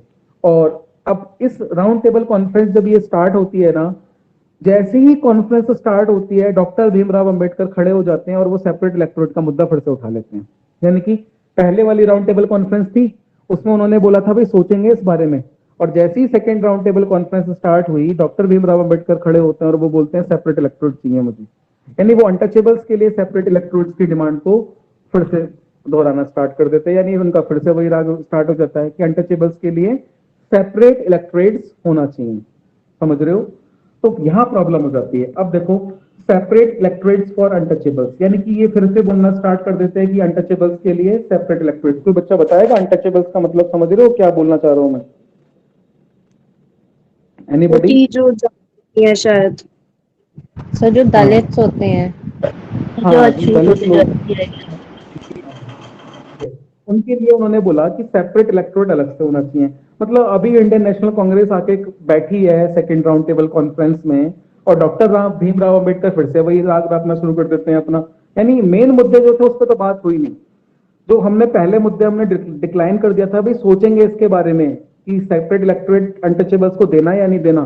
डॉक्टर भीमराव अंबेडकर खड़े होते हैं और सबसे पहले बोलते हैं separate electorates for untouchables, untouchables को सेपरेट इलेक्टोरेट्स दे दो। अब क्या होता है, इसी बात के ऊपर ना लड़ाई होनी स्टार्ट हो जाती है, विवाद होना स्टार्ट हो जाता है। तो देखो क्या होता है, I am against, Gandhi ji बोलते हैं I am against treating untouchables as separate from Hindu society. Gandhi ji बोलते हैं डॉक्टर भीमराव अंबेडकर से, भैया क्या ये हिंदू नहीं है क्या? क्या ये हिंदुओं से अलग है क्या अनटचेबल्स? तो आप इनको अलग क्यों कर रहे हो अभी से देश को? आप दलितों को अलग क्यों कर रहे हो? है तो वो भी हिंदू, चाहे दलित है चाहे कोई भी है तो वो हिंदू। तो गांधी जी बोलते हैं भैया मैं इसके अगेंस्ट में हूं, मैं अनटचेबल्स को हिंदू सोसाइटी से अलग नहीं समझता, वो भी हमारी हिंदू सोसाइटी का ही पार्ट है। तो आप अनटचेबल्स के लिए सेपरेट इलेक्टोरेट क्यों मांग रहे हो? आज आप दलितों के लिए मांग रहे हो, कल को कोई और मांगेगा, कल को फिर कोई और मांगेगा। तो रिजर्वेशन भी तो यही है, रिजर्वेशन भी तो इन्हीं की वजह से आया। आज इन्होंने SC ST के लिए मांगा, फिर OBC वालों ने मांगा, फिर मुस्लिम्स मांगेंगे, कल को जाट मांगेंगे, कल को कोई मांगेगा, फिर सिख मांगेंगे, फिर जनरल कैटेगरी वालों को 10% अलाउ करना पड़ा, फिर तो सारे रिजर्वेशन मांगेंगे ना। तो यही प्रॉब्लम थी, उन्होंने स्टार्टिंग कर दी। देखो रिजर्वेशन की स्टार्टिंग की शुरुआत भी ना यहीं से बीज बोया जाएगा, रिजर्वेशन का बीज भी यहीं से बोया जाएगा। अब देखो क्या होता है, यानी गांधी जी बोलते हैं भैया मैं तो अगेंस्ट में हूं, अनटचेबल्स हिंदू सोसाइटी से अलग नहीं है, वो हैं तो हिंदू सारे के सारे। तो अनटचेबल्स क्या होता है, दलित क्या होते हैं? कुछ नहीं, सब एक हिंदू हैं, सारे के सारे ह्यूमंस हैं। अब क्या होता है, अब जैसे ही डॉक्टर भीमराव अंबेडकर की डिमांड आती है, जितने भी कास्ट के लोग बैठे होते हैं ना, वो बोलते हैं हमें भी सेपरेट इलेक्टोरेट दो फिर। यानी कि सारे के सारे खड़े हो जाते हैं, हमें भी दो सेपरेट इलेक्टोरेट। अब कहाँ किस किस को सेपरेट इलेक्टोरेट दोगे भाई? जैसे फॉर एग्जाम्पल इस मीटिंग में अगर रिजर्वेशन की बात आ रही होती, तो एक रिजर्वेशन मांगेगा तो बाकी के चुप बैठेंगे, बाकी भी तो ये बोलेंगे मुझे भी दो रिजर्वेशन, हम किसी से कम थोड़ी हैं। तो प्रॉब्लम क्या आती है, डॉक्टर भीमराव अंबेडकर जब अनटचेबल्स के लिए सेपरेट इलेक्टोरेट बोलते हैं, वहां पे जितने भी लोग बैठे होते हैं वो सब खड़े हो जाते हैं और बोलते हैं हमें भी सेपरेट इलेक्टोरेट चाहिए। और इसी के साथ क्या होता है, second round table conference flop. यानी कि इनकी जो मुद्दा था, कांग्रेस पार्टी ज्वाइन भी करती है दूसरे राउंड टेबल कॉन्फ्रेंस में, लेकिन जैसे ही second round table conference start होती है, डॉक्टर भीमराव अंबेडकर स्टार्टिंग में खड़े हो जाते हैं और वो बोलते हैं कि भाई सेपरेट इलेक्टोरेट दे दो अनटचेबल्स को। यानी उन्होंने पहली राउंड टेबल कॉन्फ्रेंस में भी यही बोला था, और तब हमने ये कह के टाल दिया था कि भाई देखेंगे इसको, बाद में देखेंगे इस बात को, ठीक है। और जैसे ही सेकंड राउंड टेबल कॉन्फ्रेंस होती है, वो फिर से अपना वही राग स्टार्ट कर देते हैं कि भाई अनटचेबल्स को सेपरेट इलेक्टोरेट दे दो। और यानी कि जैसे ही वो अनटचेबल्स के लिए बोलते हैं, बाकी सारी कास्ट के लोग खड़े हो जाते हैं और बोलते हैं कि हमें भी सेपरेट इलेक्टोरेट चाहिए। और इसी की वजह से आपस में इनकी लड़ाई होती रहती है। 4 महीने निकल जाते हैं राउंड टेबल कॉन्फ्रेंस के अंदर, कोई डिस्कशन का रिजल्ट नहीं निकलता। यानी कि second round table conference fail. यानी कि दूसरी राउंड टेबल कॉन्फ्रेंस में इंडियन नेशनल कांग्रेस ने पार्टिसिपेट भी करा, लेकिन सेकंड राउंड टेबल कॉन्फ्रेंस भी फेल हो जाती है, इसका कोई डिस्कशन नहीं निकलता। तो ये थी हमारी सेकंड राउंड टेबल कॉन्फ्रेंस, जो सितंबर 1931 से दिसंबर 1931 तक थी। किसी को कुछ पूछना है तो पूछ सकते हो इस राउंड टेबल कॉन्फ्रेंस में।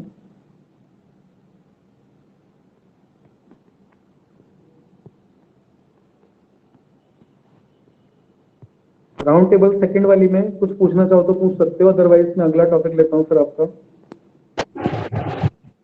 No sir, no doubts. चलो, वैसे इसमें कुछ है था ही नहीं डाउट वाला ऐसा ना, क्योंकि फ्लॉप हो गया, जो भी डिस्कशन हुआ वो कुछ था ही नहीं इसमें। सिर्फ ये था डॉक्टर, बस आप ये ध्यान रखना, पहली वाली राउंड टेबल कॉन्फ्रेंस को कांग्रेस पार्टी ने ज्वाइन नहीं करा था, सेकंड वाली को ज्वाइन करा था, लेकिन उसका कोई रिजल्ट नहीं निकला, क्योंकि डॉक्टर भीमराव अंबेडकर स्टार्टिंग में खड़े हो जाते हैं और वो चिल्लाना शुरू कर देते हैं कि सेपरेट इलेक्टोरेट्स के दो अनटचेबल्स के लिए। बाकी जितने मेंबर्स बैठे होते हैं वो भी चिल्लाते हैं हमें भी सेपरेट इलेक्टोरेट्स दो। इसी बात पे लड़ाई चलती है 4 महीने और इसका कोई रिजल्ट निकलता नहीं। अब देखो इसके बाद क्या होता है। इसके बाद अब देखो लड़ाई तो हो रही है, तो थर्ड राउंड टेबल कॉन्फ्रेंस आएगी या पहले आपस में ये वाला मुद्दा सुलझाएं, सेपरेट इलेक्टोरेट वाला? पहले भाई ये मुद्दा सुलझा लो। ब्रिटिश गवर्नमेंट तो मजे लेगी, आपस में लड़ रहे हैं ये लोग। पर्पस क्या था, ब्रिटिशर्स से अपनी बात मनवानी थी, हम लोग आपस में लड़ने लग गए। डॉक्टर भीमराव अंबेडकर अलग लड़ रहे हैं, गांधी जी अलग लड़ रहे हैं। तो अब क्या होगा, पूना पैक्ट। पूना पैक्ट का मतलब क्या होगा, गांधी जी डॉक्टर भीमराव अंबेडकर को समझाएंगे, समझ रहे हो कि भैया जो तुम अनटचेबल्स के लिए डिमांड कर रहे हो, ऐसे तो सारे के सारे खड़े हो जाएंगे, किस किस को सेपरेट इलेक्टोरेट देते रहोगे। तो अब गांधी जी इनको समझाएंगे, कैसे समझाएंगे वो देखते हैं। देखो, पूना पैक्ट, जिसको हम कम्युनल अवार्ड के नाम से भी जानते हैं, इसको समझते हैं। और किस किस के बीच में साइन होगा, ये गांधी जी के बारे में और डॉक्टर भीमराव अंबेडकर के बारे के बीच में। अब देखो क्या था, ये तो हमने देख लिया था, साइमन कमीशन की रिपोर्ट पब्लिश हो चुकी थी। साइमन कमीशन 7 मेंबर थे इसके अंदर। और अब इसके बाद क्या होता है, लोगों ने भी डॉक्टर भीमराव अंबेडकर के खिलाफ प्रोटेस्ट करने स्टार्ट कर दिए। क्यों? साइमन कमीशन का विरोध तो वो कर ही रहे थे, उसके बाद डॉक्टर भीमराव अंबेडकर ने के खिलाफ भी लोगों ने प्रोटेस्ट करना स्टार्ट कर दिए। अब फर्स्ट राउंड टेबल कॉन्फ्रेंस होती है, वो निकल जाती है, इंडियन नेशनल कांग्रेस ज्वाइन नहीं करते, उसका कोई रिजल्ट नहीं आता। सेकंड राउंड टेबल कॉन्फ्रेंस में ये लोग बोल देते हैं कि भाई हमें सेपरेट इलेक्टोरेट चाहिए, तो उसका कोई रिजल्ट नहीं निकल के आता।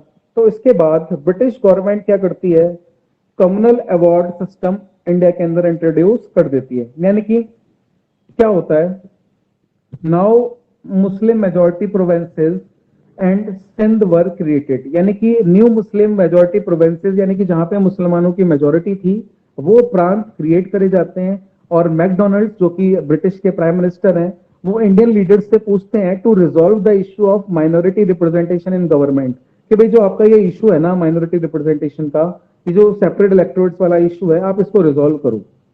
समझ रहे हो, वो लोग बोलते हैं कि भाई आपका ये जो मुद्दा है ना, जो आपस में लड़ रहे हो, इसको रिजॉल्व करो किसी भी तरीके से। यानी आप माइनॉरिटीज का पार्टिसिपेशन चाहते हो या नहीं चाहते, इसको आप खुद से सॉल्व करो, ये हमारा मुद्दा नहीं है। क्योंकि हम तो राउंड टेबल कॉन्फ्रेंस बुलाई थी, आपको भी बुलाया, लेकिन आप आपस में लड़ने लगे। तो क्या होगा, ब्रिटिशर्स बोलेंगे, ब्रिटिश गवर्नमेंट बोलेगी भैया ये मुद्दा सुलझाओ, और उसके बाद एक बार और मीटिंग बुलाओ, थर्ड राउंड टेबल कॉन्फ्रेंस, एक और मीटिंग बुलाई जाएगी, ठीक है, 3 राउंड टेबल कॉन्फ्रेंस होती है, पहली वाली फ्लॉप, इंडियन नेशनल कांग्रेस नहीं आती, रेजोल्यूशन पास हो जाते हैं, बाद में बोलते हैं भाई कांग्रेस तो आई नहीं, तो क्या इसकी कोई वैल्यू है? तो उनको समझ में आता है इसकी तो कोई वैल्यू ही नहीं है, फ्लॉप। तो फिर प्रेशर आता है, गांधी जी से बोला जाता है भैया कांग्रेस पार्टी को राउंड टेबल कॉन्फ्रेंस में लेके आओ, तो गांधी जी बोलते हैं ठीक है ले आऊंगा, तो गांधी जी भी अपनी बात मनवा लेते हैं उनसे। राउंड टेबल कॉन्फ्रेंस में भीमराव अंबेडकर खड़े हो जाते हैं, वो कहते हैं सेपरेट इलेक्टोरेट दे दो, इसी पे लड़ाई होनी स्टार्ट हो जाती है, सारे के सारे खड़े हो जाते हैं, ये राउंड टेबल कॉन्फ्रेंस फ्लॉप हो जाती है। अब देखो क्या होता है, Gandhi ji was very upset with the demands of Indian leaders at the second round table conference. Gandhi ji बहुत ज्यादा दुखी होते हैं इंडियन लीडर्स की डिमांड को देख के, भैया क्या हो रहा है ये, हम देश को आजादी की बात कर रहे हैं, ये आपस में लड़ रहे हैं। यानी अभी तो पॉलिटिक्स शुरू भी नहीं है, उन्होंने राजनीति करना स्टार्ट कर दिया, सेपरेट इलेक्टोरेट्स की बात करनी स्टार्ट कर दी। तो गांधी जी बड़े दुखी होते हैं इस चीज से, और गांधी जी वापस इंडिया में आ जाते हैं 28 दिसंबर 1931 को, वापस आ जाते हैं इंडिया के अंदर कि भाई मुझे नहीं करना है इस मीटिंग के अंदर, मैं पार्टिसिपेट नहीं करूंगा, और इंडिया में आके फिर से रीस्टार्ट करते हैं second phase of civil disobedience movement. यानी वो जो मूवमेंट वो रोक के गए थे सेकंड राउंड टेबल कॉन्फ्रेंस में जाने से पहले, वापस आ जाते हैं इंडिया के अंदर, और इस राउंड टेबल कॉन्फ्रेंस से वापस आने के बाद वो सिविल डिसोबीडियंस मूवमेंट फिर से स्टार्ट कर देते हैं। ठीक है, अब इस समय जो इंडिया के अंदर वायसराय हैं वो लॉर्ड विलिंगटन नए वायसराय बन जाते हैं, और ये क्या करते हैं, गांधी जी को और इनके साथ कुछ इंपॉर्टेंट लीडर्स को जेल में डाल देते हैं 4 जनवरी 1932 को। यानी गांधी जी को और उनके साथ के कुछ बड़े लीडर्स को जेल में डाल दिया जाता है 4 जनवरी 1932 को, 1932 को इनको जेल में डाल दिया जाता है। और वो जेल थी येरा बड़ा जेल, पूना की जेल में इनको डाल दिया जाता है। और इसी बीच में एक अनाउंसमेंट आती है रामसे मैकडोनल्ड्स के द्वारा, वो अनाउंस कर देते हैं कि representation of Indian minorities in provincial legislature, और इसी का नाम होता है कम्युनल अवार्ड। यानी कि ब्रिटिश पार्लियामेंट में एक लॉ पास हो जाता है, एक अनाउंसमेंट आ जाती है कि भाई इंडियन माइनॉरिटीज की अब लेजिस्लेचर के अंदर, स्टेट लेजिस्लेचर के अंदर रिप्रेजेंटेशन हम अलाउ कर देते हैं। ठीक है, दूसरा वो सेपरेट इलेक्टोरेट्स की डिमांड भी खुद मान लेते हैं। भैया गांधी जी तो नाराज होकर वापस आ गए, और इतने में क्या करते हैं, ब्रिटिश पार्लियामेंट में लॉ पास हो जाता है कि हम सेपरेट इलेक्टोरेट देने को तैयार हैं, क्योंकि ब्रिटिशर्स ने देख लिया कि भाई इंडियन नेशनल कांग्रेस आपस में लड़ रही है, तो उन्होंने सोचा क्यों ना इनको और लड़ाया जाए। डॉक्टर भीमराव अंबेडकर चाहते थे कि सेपरेट इलेक्टोरेट आ जाए, और गांधी जी चाहते थे कि सेपरेट इलेक्टोरेट ना आए, तो वो इंडियन नेशनल कांग्रेस को नाराज करना चाहते थे, और दूसरा एक सपोर्ट, दूसरे पक्ष का सपोर्ट पाना चाहते थे। तो ब्रिटिश गवर्नमेंट ने अपनी पार्लियामेंट में कानून पास कर दिया कि भाई इंडियन प्रोविंशियल लेजिस्लेचर के अंदर हम माइनॉरिटीज को अलाउ करते हैं, और प्रोविंशियल लेजिस्लेचर के अंदर सीट्स को डबल कर देते हैं, और साथ में सेपरेट इलेक्टोरेट्स की जो डिमांड कर रहे हैं, हम सेपरेट इलेक्टोरेट्स भी देने के लिए तैयार हैं। तो it was a major success for doctor Ambedkar. Doctor Ambedkar तो चाहती थी सेपरेट इलेक्टोरेट आ जाए, और ब्रिटिश गवर्नमेंट डॉक्टर अंबेडकर की बात मान लेती है, क्योंकि गांधी जी तो वापस चले आते हैं नाराज होके। तो it was a major success for doctor Ambedkar in getting separate electorate for depress class. Depress class के लिए सेपरेट इलेक्टोरेट उनको मिल जाता है, और डॉक्टर अंबेडकर की ये बहुत बड़ी सक्सेस होती है। जैसे ही गांधी जी को इस बारे में पता चलता है, गांधी जी क्या करते हैं, on September 1942 started a fast unto death from jail itself. Gandhi ji announce कर देते हैं भैया जेल से ही फास्ट। वो कहते हैं मैं अब कुछ भी खाऊंगा पीऊंगा नहीं, और कब तक नहीं, जब तक मैं मर नहीं जाऊंगा तब तक कुछ भी नहीं खाऊंगा। गांधी जी मतलब आमरण अनशन जिसको बोलते हैं ना, उस अनशन पे बैठ जाते हैं और फास्ट अनाउंस कर देते हैं। अब देखो क्या बोलते हैं वो, otherwise the separate electorate should be taken away from depress class. आप जब तक सेपरेट इलेक्टोरेट को वापस नहीं लोगे तब तक मैं भूख हड़ताल पे बैठा रहूंगा। यानी गांधी जी जेल से ही अनाउंस कर देते हैं, जेल में बंद हैं, और जेल में बोल देते हैं कि मैं आज से खाना वाना नहीं खाऊंगा, बिल्कुल भी आमरण अनशन करूंगा जब तक आप ये सेपरेट इलेक्टोरेट डिप्रेस क्लास के लिए जो आपने दिया हुआ है, जब तक इसको वापस नहीं लोगे। ठीक है, तो आवाज वो बोलते हैं वहां से, we have awarded separate electorate to all the communities demanding it. भाई हमने इसको इसलिए दिया क्योंकि सारी की सारी डिमांड कर रही थी कि हमें सेपरेट इलेक्टोरेट दे दो। मुस्लिम्स अलग कह रहे थे, डिप्रेस क्लास अलग बोल रहा था, जो पिछड़ी जातियों वाले थे कि हमें सेपरेट इलेक्टोरेट दो। तो ब्रिटिश पार्लियामेंट के अंदर बोलते हैं, ब्रिटिश के प्राइम मिनिस्टर रामसे मैकडोनल्ड्स बोलते हैं, भाई हमने तो आपकी कम्युनिटी को देखते हुए दिया था, क्योंकि सेकंड राउंड टेबल कॉन्फ्रेंस में सारे के सारे मांग रहे थे कि सेपरेट इलेक्टोरेट दे दो, सेपरेट इलेक्टोरेट दे दो, हमने तो इसीलिए सेपरेट इलेक्टोरेट दिया। और अब आप कह रहे हो कि भाई मैं फास्ट करने बैठ गया। और देखो गांधी जी का कितना बड़ा डर था, सिर्फ एक बंदे ने बोला कि मैं कुछ नहीं खाऊंगा तो ब्रिटिश गवर्नमेंट वहीं डर जाती थी, क्योंकि उनको पता था गांधी जी फास्ट अनाउंस करेंगे, पब्लिक फिर तमाशा करेगी, बाहर हल्ला करेगी, प्रोटेस्ट करेगी, जलाएगी। मार काट करेंगे लोग। तो ब्रिटिश गवर्नमेंट को इस बात का भी डर था कि अगर डेथ गांधी जी की गलती से हो जाती फिर तो और बड़ा मूवमेंट प्रॉब्लम में आ जाते ये लोग। तो यानी कि गांधी जी ने अब क्या करा, ये ना बच्चे यहाँ पे 1942 गलती से आ गया है, इसको 1932 करोगे आप। 1942 यहाँ पे गलती से है, ऑन 20 सितंबर 1942, इसको 32 करोगे आप, ठीक है, 32, 1932 रहेगा, ये गलती से 42 हो गया यहाँ पे। अब देखो क्या होता है, यानी ब्रिटिश गवर्नमेंट से वहां से आवाज आती है कि भाई सारी की सारी कम्युनिटी मांग रही थी इसलिए दिया सेपरेट इलेक्टोरेट। अब देखो, British government suggested that now the only way to make changes to communal award is to make such agreement with the leaders of that community। यानी भैया अब एक ही रास्ता है, आप सारे लीडर से मिलकर बात कर लो, हमने तो अनाउंस कर दिया, ठीक है। तो अब देखो क्या होता है, गांधी जी की हेल्थ ना बहुत तेजी से खराब होने स्टार्ट हो जाती है, क्योंकि उन्होंने बोल दिया था कि मैं कुछ खाऊंगा नहीं, फास्ट रखना स्टार्ट कर दिया।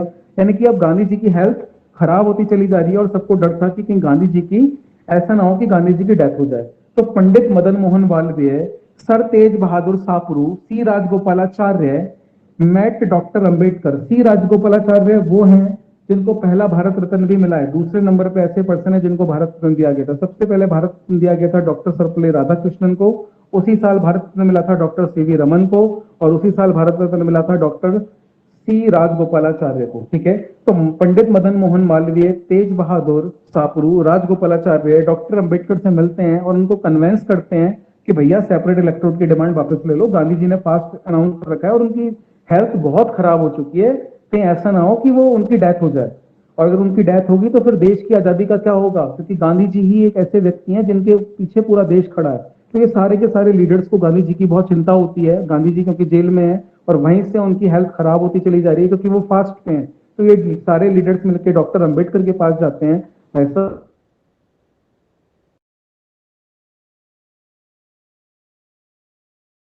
करोड़ की डिमांड की गांधी जी ने फास्ट अनाउंस करा हुआ था कि भाई जब तक आप अपनी डिमांड वापस नहीं लोगे तब तक मैं कुछ भी खाऊंगा नहीं। अब देखो क्या होता है, गांधी जी की हेल्थ डिक्लाइन होती चली जा रही है, खराब होती चली जा रही है। Ultimately doctor Ambedkar succumbed to pressure and start negotiations with Gandhi ji. यानी कि फाइनली डॉक्टर अंबेडकर के ऊपर प्रेशर आता है और वो गांधी जी के साथ नेगोशिएट करने के लिए तैयार हो जाते हैं। ठीक है भाई, चलो मैं गांधी जी से बात करने के लिए तैयार हूं। अब देखो नेगोशिएशंस कैसे होता है। along with Muslim, Sikh, Indian Christians, Anglo-Indian and Europeans, communal award recognized depressed class also a minority community in India। यानी इंडिया के अंदर माइनॉरिटी में किस किस को इन्होंने बोला, मुस्लिम्स को भी माइनॉरिटी में बोल दिया, सिख को भी माइनॉरिटी में बोल दिया, क्रिश्चियंस को भी बोल दिया, एंग्लो इंडियंस को भी बोल दिया, यूरोपियंस को भी बोल दिया, साथ में डिप्रेस क्लास वालों को भी बोला कि भाई तुम भी माइनॉरिटी के अंदर आते हो। और फाइनली डॉक्टर भीमराव अंबेडकर तैयार हो गए हैं नेगोशिएशंस करने के साथ। अभी वो ये नहीं कह रहे कि सेपरेट इलेक्टोरेट वापस ले लो, नेगोशिएशंस करेंगे, सेपरेट इलेक्टोरेट रहेगा, लेकिन टर्म्स एंड कंडीशन बदल लो उसकी। तो देखो कैसे बदली जाएगी। 71 seats were reserved for depressed class in provincial assemblies। यानी हर प्रोविंशियल असेंबली में 71 सीट्स रिजर्व कर दी गई थी डिप्रेस क्लास वालों के लिए। और these candidate were to be elected based on the separate electorate. इन कैंडिडेट का चुनाव होना था सेपरेट इलेक्टोरेट पे। यानी कि डिप्रेस क्लास के लिए कितनी सीट, 71 सीट्स रिजर्व कर दी गई। और आगे depressed class candidates were also allowed to contest election from general constituencies। यानी कि रिजर्वेशन के बावजूद भी ये जनरल जहां से और लोग हैं वहां से भी इलेक्शन लड़ सकते थे। यानी कि 71 सीट्स तो इन्होंने अलग से ले ली, वहां से तो सिर्फ डिप्रेस क्लास ही इलेक्शन लड़ेगी, उसके बाद जो जनरल सीट्स हैं ये वहां से भी इलेक्शन लड़ेंगे। यानी कि अपनी जो उन्होंने सेपरेट इलेक्टोरेट लिया है 71 सीटों से और कोई नहीं लड़ेगा, ये सिर्फ खुद ही लड़ेंगे। इसके अलावा जितनी भी बाकी सीट्स हैं जो जनरल कैटेगरी है, जनरल कैटेगरी में भी ये लड़ सकते हैं। तो यानी कि इनको वहां भी अलाउ कर दिया गया। तो अब देखो होता क्या है, सीन क्या बनता है। और ये जो स्टार्टिंग में कम्युनल अवार्ड्स थे ना, इनको 25 साल के लिए लाया गया था कि भाई जो इस बार हम ये जो सेपरेट इलेक्टोरेट की डिमांड लेके आ रहे हैं ना, 25 साल तक ये सेम रहेगा। यानी कि 25 साल तक यही वाला रूल फॉलो होगा जो इस बार हमने लॉ बना दिया। ठीक है, अब देखो क्या होता है, ये इनकी डिमांड थी। अब देखो गांधी जी के बीच में और इनके बीच में क्या बातचीत हुई। इन्होंने बोला कि भाई तुम 71 सीट्स की जगह, गांधी जी ने डॉक्टर भीमराव अंबेडकर को बोला एक काम करो, आप 71 सीट्स की जगह ना 148 सीट्स ले लो। यानी कि ब्रिटिशर्स ने तो दिए 71 सीट्स, मैं दे रहा हूं 148, डबल से भी ज्यादा। समझ रहे हो? गांधी जी ने बोला डबल से भी ज्यादा देने को तैयार हैं आपको हम सीट्स, यानी कि आपको सीट्स चाहिए ना, हम आपको डबल से भी ज्यादा देने के लिए तैयार हैं, ठीक है। लेकिन कंडीशन क्या थी? कंडीशन देखो अब आगे। Depress 140 seats were reserve for depress class in provincial assembly. तो नीचे देखो, depress class candidate were allowed to contest election from general constituencies, और आप जनरल से भी लड़ो, कोई दिक्कत नहीं है। लेकिन क्या प्रोविजन था? These candidate were to be elected based on joint electorate. Gandhi ji ने बोला कि ठीक है, डिप्रेस क्लास के लिए हम अलाउ करेंगे, लेकिन आप, क्योंकि सेपरेट इलेक्टोरेट में क्या होता था, अगर डिप्रेस क्लास के लोगों को सेपरेट इलेक्टोरेट जीत दिया जा रहा है तो इसका मतलब क्या था कि उन्हीं का कैंडिडेट खड़ा होगा और डिप्रेस क्लास के लोग ही वोटिंग में पार्टिसिपेट करेंगे। तो गांधी जी ने एक चालाकी खेली कि वोट डालेंगे सारे, वोट डालेंगे सारे। आपको 71 की जगह हम 148 सीट देते हैं, लेकिन इसमें हिंदू भी वोट डालेगा, इसमें मुस्लिम भी वोट डालेगा, इसमें सिख भी वोट डालेगा, इसमें क्रिश्चियन भी वोट डालेगा, वोट सारे डालेंगे, ज्वाइंट इलेक्टोरेट रख लो। यानी कि कैंडिडेट कैसे इलेक्ट होंगे? ज्वाइंट इलेक्टोरेट से। इलेक्शन सेपरेट इलेक्टोरेट से करवा लो, कोई दिक्कत नहीं है। सेपरेट इलेक्टोरेट में हम आपको 71 की जगह 148 सीट देते हैं, ले लो, कोई दिक्कत नहीं है। सीट्स डबल से भी ज्यादा दे देते हैं, लेकिन इलेक्शन जो होगा वो कैसे होगा? ज्वाइंट इलेक्टोरेट से होगा। यानी कि ऐसा नहीं है कि भाई सिर्फ डिप्रेस क्लास के लोग पार्टिसिपेट करेंगे। भाई डिप्रेस क्लास के लोग जब पार्टिसिपेट करेंगे वो तो अपने लोगों को वोट डालेंगे, सिंपल सी बात है। मुस्लिम्स को वोट डालेगा। अब यहाँ पे क्या सीन आ रहा था? अब हर पार्टी अपने अपना बंदा खड़ा कर सकती थी, और हिंदू को भी वोट डालने का राइट था, सिखों को भी वोट डालने का राइट था, तो वो अपनी मर्जी से किसी को भी वोट डाल सकते थे। यानी कि यहाँ पे मौका मिल जाएगा ज्वाइंट इलेक्टोरेट के थ्रू, सभी की वोटिंग की पार्टिसिपेशन का मौका सभी को मिल जाएगा। यानी कि ज्वाइंट इलेक्टोरेट के अंदर आप जो देख रहे हो ना, ये जो सारे अलग अलग कलर है, ये सपोज अलग अलग पार्टी है, सेपरेट इलेक्टोरेट है, यानी नीले वाली अलग पार्टी है, पिंक अलग पार्टी है, ब्लैक वाली अलग है, लाल वाली अलग है, हरे वाली अलग है, पीली वाली अलग है। तो इलेक्शन तो सेपरेट इलेक्टोरेट से होगा, लेकिन वोटिंग कैसे होगी? ज्वाइंट इलेक्टोरेट से होगी। समझ रहे हो? ज्वाइंट इलेक्टोरेट से वोटिंग होगी, ठीक है। यानी कि अगर सेपरेट इलेक्टोरेट पे कोई सिख खड़ा होगा तो उसमें सिर्फ सिख वोट नहीं डालेंगे, अगर कोई हिंदू खड़ा होगा तो सिर्फ हिंदू वोट नहीं डालेंगे, सिर्फ मुस्लिम खड़ा होगा तो मुस्लिम वोट नहीं डालेंगे, सारे के सारे मिलकर वोट डालेंगे, ठीक है। तो गांधी जी ने बोला, और दूसरी कंडीशन उन्होंने, गांधी जी ने ये बोली, भैया ये जो 25 साल के लिए लेके आ रहे हो ना, 25 साल की जगह 10 साल इंप्लीमेंट करो पहले। यानी कि 25 साल बहुत होते हैं, 25 साल में पता नहीं क्या हो जाएगा, 10 साल के लिए रखो। तो रिजर्वेशन भी हमारे इंडिया में जब आया था ना पहली बार, तो 10 सालों के लिए आया था, लेकिन हर बार 10-10 साल बढ़ता गया, और आज तो आपको पता है कि रिजर्वेशन हटाया नहीं जा सकता। हटा के देख ले कोई सरकार, देखो कैसे हंगामे होंगे अगले दिन। यानी कि रिजर्वेशन भी अपनी जड़ें इंडिया के अंदर अब जमा चुका है, वो नहीं हट सकता, किसी भी कीमत पे नहीं हट सकता। तो गांधी जी ने बोल दिया था कि भाई हम 71 की जगह आपको 148 सीट दे रहे हैं, लेकिन वोटिंग कैसे होगी?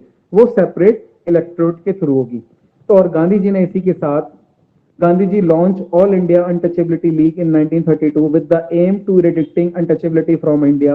और गांधी जी ने एक अनटचेबिलिटी लीग की शुरुआत 1932 में कर दी थी, जिससे कि वो इंडिया से अनटचेबिलिटी को हमेशा के लिए खत्म कर सकें। और इसी के बाद गांधी जी रिटायर हो जाते हैं एक्टिव पॉलिटिक्स से। ये कहते हैं कि भाई मैं आप पॉलिटिक्स के अंदर ज्यादा एक्टिव नहीं रहूंगा। तो ये था हमारे पास पूना पैक्ट। यानी पूना पैक्ट के अंदर कम्युनल अवार्ड अनाउंस हो जाते हैं, और ब्रिटिश पार्लियामेंट क्या करती है? सेपरेट इलेक्टोरेट अनाउंस कर देती है, जिसकी वजह से गांधी जी को बहुत धक्का लगता है, तो वो जेल से ही फास्ट अनाउंस कर देते हैं। कुछ इंडियन लीडर्स मिलकर डॉक्टर भीमराव अंबेडकर के पास जाते हैं और उनसे बोलते हैं, भैया गांधी जी की तबीयत बहुत खराब है, आप ये सेपरेट इलेक्टोरेट की डिमांड को वापस ले लो। जब डॉक्टर भीमराव अंबेडकर को ज्यादा प्रेशराइज करा जाता है, तो वो बोलते हैं ठीक है, मैं डिमांड वापस नहीं लूंगा, मैं नेगोशिएशंस करने के लिए तैयार हूं। ठीक है, तो नेगोशिएशंस यही होते हैं। क्या नेगोशिएशंस होता है कि भाई पहले 71 सीट्स अलाउड थी, लेकिन वोट हो रहा था सेपरेट इलेक्टोरेट के साथ। देखो ये था, ये वाला जो चार्ट आ रहा है ना लास्ट वाला, ये पूरा क्रक्स है। ये वाला जो चार्ट मैंने यहाँ पे दिया हुआ है, ये क्रक्स है बिल्कुल। तो इन्होंने कम्युनल अवार्ड अनाउंस करे थे, हमने पूना पैक्ट करा। इन्होंने 25 साल बोले, गांधी जी ने बोला 10 साल होगा। इन्होंने 71 सीट्स करी, हमने बोला 148 ले लो। लेकिन सेपरेट इलेक्टोरेट से इलेक्शन नहीं होगा, ज्वाइंट इलेक्टोरेट से इलेक्शन होगा। समझ रहे हो? सारे के सारे मिलकर वोट करेंगे। तो ये था नेगोशिएशंस। तो डॉक्टर भीमराव अंबेडकर तैयार हो गए, ठीक है, कोई दिक्कत नहीं। उनको दिख गया कि अनटचेबल्स के लिए सीट ज्यादा हो गई। उन्होंने सोचा अभी तो भाई 71 सीट्स थी हमारे लिए, और अब सीट्स हो गई 148, और डिप्रेस क्लास को जनरल के साथ इलेक्शन में खड़ा होना भी अलाउ है। तो डॉक्टर भीमराव अंबेडकर खुश हो गए और उन्होंने बोला ठीक है, मैं नेगोशिएशन करने के लिए तैयार हूं। और गांधी जी की ये बात मान ली गई। ठीक है, तो ये था हमारे पास पूना पैक्ट। किसी को कुछ पूछना है पूना पैक्ट में? Yes, sir. सर ये आपको पूना ना एक पैक्ट लाइन बताई थी that 1930 Gandhi से ji हुआ था। came back to India. That Gandhi ji came back to India on 28 December. So ये राउंड टेबल कॉन्फ्रेंस कहीं और होती थी? ब्रिटेन में होती थी बच्चे, ब्रिटेन के अंदर थी सारी कॉन्फ्रेंस, इंडिया में एक भी कॉन्फ्रेंस And नहीं हुई, ब्रिटेन जाना पड़ता। ओके सर, एंड जो आपने भारत रत्न के फर्स्ट पर्सन का नाम बताया था वो भी एक बार प्लीज दोबारा बता दीजिए। डॉक्टर सर्वपल्ली राधाकृष्णन, दूसरे नंबर पे डॉक्टर सीवी रमन, तीसरे नंबर पे सी राजगोपालाचार्य। डॉक्टर सर्वपल्ली राधाकृष्णन, सीवी रमन और थर्ड नंबर पे सी राजगोपालाचार्य, जो यहाँ पे एक नाम आया था। तीनों को एक साथ ही मिला था 1954 में, लेकिन सबसे पहले स्टेज पे बुलाया गया डॉक्टर सर्वपल्ली राधाकृष्णन को, तो फर्स्ट वही माने जाते हैं। दूसरे नंबर पे बुलाया गया डॉक्टर सीवी रमन को, फिजिक्स में मिला उनको, और तीसरे नंबर पे राजगोपालाचार्य को बुलाया गया। लेकिन क्योंकि भारत रत्न का कॉन्सेप्ट क्या है, साल में एक बार दिया जाता है और एक बार में 3 लोगों को दिया जाता है, तो पहली बार में 3 लोगों को दिया गया था, तो ये 3% थे 1954 में। लेकिन सबसे पहले डॉक्टर सर्वपल्ली राधाकृष्णन को दिया गया, फिर डॉक्टर सीवी रमन का नंबर आया, फिर राजगोपालाचार्य का नंबर आया, ऐसे था। और कोई? सर ये पूना पैक्ट का फिर ईयर 1932 ही होगा ना? हाँ जी, पूना पैक्ट का ईयर 1932, राइट। पूना पैक्ट का ईयर 1932, पूना पैक्ट का ईयर 1932, पूना पैक्ट का ईयर 1932।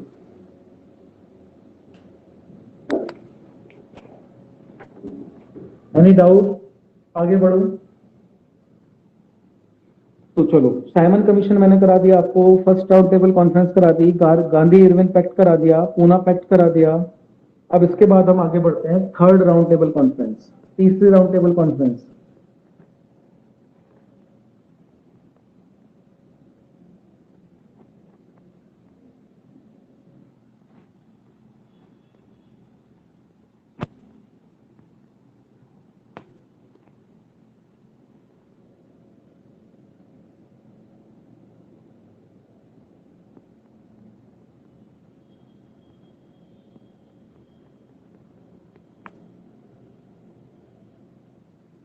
चलो, अब देखते हैं थर्ड राउंड टेबल कॉन्फ्रेंस का, और इसका ईयर है 1932, और ये राउंड टेबल कॉन्फ्रेंस कब से कब तक चलेगी? 17 नवंबर से लेके 24 दिसंबर 1932 तक। अब देखो क्या क्या है। British prime minister Ramsay MacDonald, sir Samuel Hoare secretary of state for India, और वाइसराय इंडिया के अंदर विलिंगटन। और third round table conference attend by only 46 delegate. 46 delegates ने ही इस राउंड टेबल कॉन्फ्रेंस को ज्वाइन करा था। तो इसके बैकग्राउंड में थोड़ा सा जाते हैं। हमने देखा था कि गांधी जी गुस्से में वापस आ गए थे इंडिया के अंदर, और सेकेंड फेज उन्होंने सिविल डिसोबीडियंस मूवमेंट का स्टार्ट कर दिया था, जिससे उनको जेल में डाल दिया गया था। ठीक है, और अगली बार क्या होता है, जो थर्ड राउंड टेबल कॉन्फ्रेंस होती है, इसके अंदर इंडियन नेशनल कांग्रेस को इनवाइट नहीं करा जाता, जिन्ना इसको अटेंड नहीं करते, लेबर पार्टी जो होती है वो भी रिफ्यूज कर देती है, मना कर देती है। यानी कि जो तीसरी मीटिंग होती है, क्योंकि गांधी जी तो एक्टिव पॉलिटिक्स से रिटायरमेंट ले चुके हैं, तो इंडियन नेशनल कांग्रेस को इनवाइट ही नहीं करते ये लोग। उन्होंने सोचा भैया ये तो आपस में लड़ रहे हैं, तो इस बार थर्ड राउंड टेबल कॉन्फ्रेंस में इनवाइट ही नहीं करते इनको। मोहम्मद अली जिन्ना को इन्विटेशन दिया जाता है, मुस्लिम लीग को इन्विटेशन दिया जाता है, वो अटेंड नहीं करते, लेबर पार्टी वो भी मना कर देती है। तो इन्विटेशन किसके पास होता है? इन्विटेशन होता है प्रिंसली स्टेट के पास। दीवान ऑफ हैदराबाद को बुलाया जाता है, उदयपुर, जयपुर, मैसूर, जोधपुर, अलवर, जम्मू कश्मीर, भोपाल, यहाँ के राजाओं को बुलाते हैं। साथ में डिप्रेस क्लास की तरफ से डॉक्टर अंबेडकर जाते हैं, मुस्लिम लीग की तरफ से आगा खान थर्ड, मोहम्मद इकबाल जाते हैं, वुमेन की तरफ से बेगम जहानारा शहनवाज जाती हैं, लिबरल पार्टी की तरफ से तेज बहादुर सापरू जाते हैं, एंग्लो इंडियंस में से हेनरी गिडने जाते हैं। यानी कि इंडियन नेशनल ये कांग्रेस, नाम याद रखने पड़ेंगे? नहीं बच्चे, कोई याद रखने की जरूरत नहीं है, कोई याद रखने की जरूरत नहीं है। बस ये तो मैं कॉन्सेप्ट आपको पूरे कंप्लीट पढ़ाता हूँ, इसलिए नहीं पढ़ाऊंगा तो पता क्या चलेगा आपको किसने पार्टिसिपेट करा। कोई जरूरत नहीं है, until you are appearing for UPSC exams, कोई जरूरत नहीं है। मैं जितना भी आपको पढ़ा रहा हूँ ना, ये कंप्लीट टॉपिक है, मैं सीधे आपको यूपीएससी एग्जाम्स के लेवल से पढ़ाता हूँ। मेरे नोट्स वही वाले हैं, ये जो मैं यूपीएससी वाला बैच लेता हूँ वही बैच आपको पढ़ाता हूँ सेम। तो मैं कुछ भी कट कॉपी पेस्ट नहीं करता, इसमें से कुछ भी कटिंग नहीं है, सब कुछ आपको कंटेंट सारा डिलीवर कर रहा हूँ। तो आपको ये नाम याद नहीं रखनी, आपके एग्जाम्स में कोई रेलेवेंस नहीं है इसका। ठीक है, ये बहुत बड़े लेवल के एग्जाम्स में सब नाम याद रखने पड़ेंगे आपको, आप भूल जाना उसको, बस आप ये देख लो इंडियन नेशनल कांग्रेस को इनवाइट नहीं करा गया, जिन्ना ने अटेंड नहीं करी, लेबर पार्टी ने रिफ्यूज कर दिया, बस इतना याद रखो, कोई नाम याद रखने की जरूरत नहीं है, ठीक है। अब आगे देखो क्या होता है। After second roundtable conference, British government sent various fact-finding committees to India. British government ने ना काफी सारी कमिटीज इंडिया में भेजी सेकंड राउंड टेबल कॉन्फ्रेंस के बाद कि भाई जाओ और देखो कि क्या प्रॉब्लम्स है इंडिया के अंदर। तो एक कमेटी थी लोथियन कमेटी, एक कमेटी थी पेर्सी कमेटी, एक थी डेविडसन कमेटी। अब क्या होता है, The Communal Award of 1932 was given based on this committee's report. In committee की रिपोर्ट की वजह से जो लोथियन कमेटी थी, इसकी रिपोर्ट ने इन्होंने बोला कि भाई इंडियन कम्युनिटी क्या चाहती है कि वो सेपरेट इलेक्टोरेट चाहती है, कम्युनल अवार्ड चाहती है कि कम्युनिटी के बेस पे इनको सेपरेट इलेक्टोरेट दे दिया जाए। तभी तो ब्रिटिश पार्लियामेंट में उन्होंने सेपरेट इलेक्टोरेट दे दिया था, लेकिन गांधी जी फिर गुस्से में आ गए कि भाई सेपरेट इलेक्टोरेट नहीं होना चाहिए इस तरीके से, तो बाद में उनकी बात को मान लिया जाता है। अब देखो क्या होता है, पेर्सी कमेटी और डेविडसन कमेटी ने रिकमेंडेशंस दी फाइनेंस से रिलेटेड। अब इसके बाद क्या होता है, during third round table conference recommendations of these fact finding committees were discuss. तीसरी राउंड टेबल कॉन्फ्रेंस के अंदर इन कमेटी की जो रिपोर्ट्स थी, रिकमेंडेशंस थी, उसको डिस्कस करा गया। Also discuss the proposal for the structure of federal legislature for India, यानी कि अब इंडिया के अंदर फेडरल लेजिस्लेचर के बारे में ये लोग सोच रहे हैं, ठीक है। और यहां पे एक प्रॉब्लम हुई, वो प्रॉब्लम क्या हुई, मुस्लिम लीग ने क्या करा, सारे डेलीगेट्स को पैम्पलेट डिस्ट्रीब्यूट करवा दिए पहले ही। और पता है उसके अंदर एक लाइन लिखी हुई थी क्या, now or never are we to live or perish forever. यानी कि थर्ड राउंड टेबल कॉन्फ्रेंस में सारे के सारे लोग बैठे हुए हैं और मुस्लिम लीग क्या करती है, डिस्ट्रीब्यूट कर देती है पैम्पलेट, एक पैम्पलेट छपवाती है और वो सारे डेलीगेट जो भी इस प्रेस कॉन्फ्रेंस में national third round table conference में प्रेजेंट होते हैं, उस पैम्पलेट को डिस्ट्रीब्यूट कर देते हैं सारे डेलीगेट्स के अंदर। और उसमें टारगेट टाइटल क्या लिखा होता है, उसमें लिखा होता है पैम्पलेट के अंदर, now or never are we to live or perish forever. तो बच्चा मतलब बताएगा कि क्या किस तरफ इशारा करेगा ये, now or never are we to live or, बोलो बोलो nation as per the two nation theory. बच्चा, आपकी आवाज ना बहुत ब्रेक होके आ रही है, आपकी वॉइस की प्रॉब्लम है। कोई और बच्चा बताओ।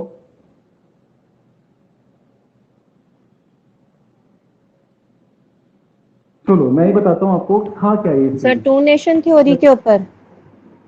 हाँ, दो नेशंस की बात थी। एक पैम्पलेट डिस्ट्रीब्यूट हो जाता है यहाँ पे थर्ड राउंड टेबल कॉन्फ्रेंस में, और पहली बार ऐसा होता है जिसमें पाकिस्तान का नाम आता है, ठीक है। नाउ और नेवर, ये बोलते हैं अभी नहीं तो कभी नहीं, are we to live or perish for ever, या तो हम जी सकते हैं या हम खत्म हो जाएंगे हमेशा के लिए।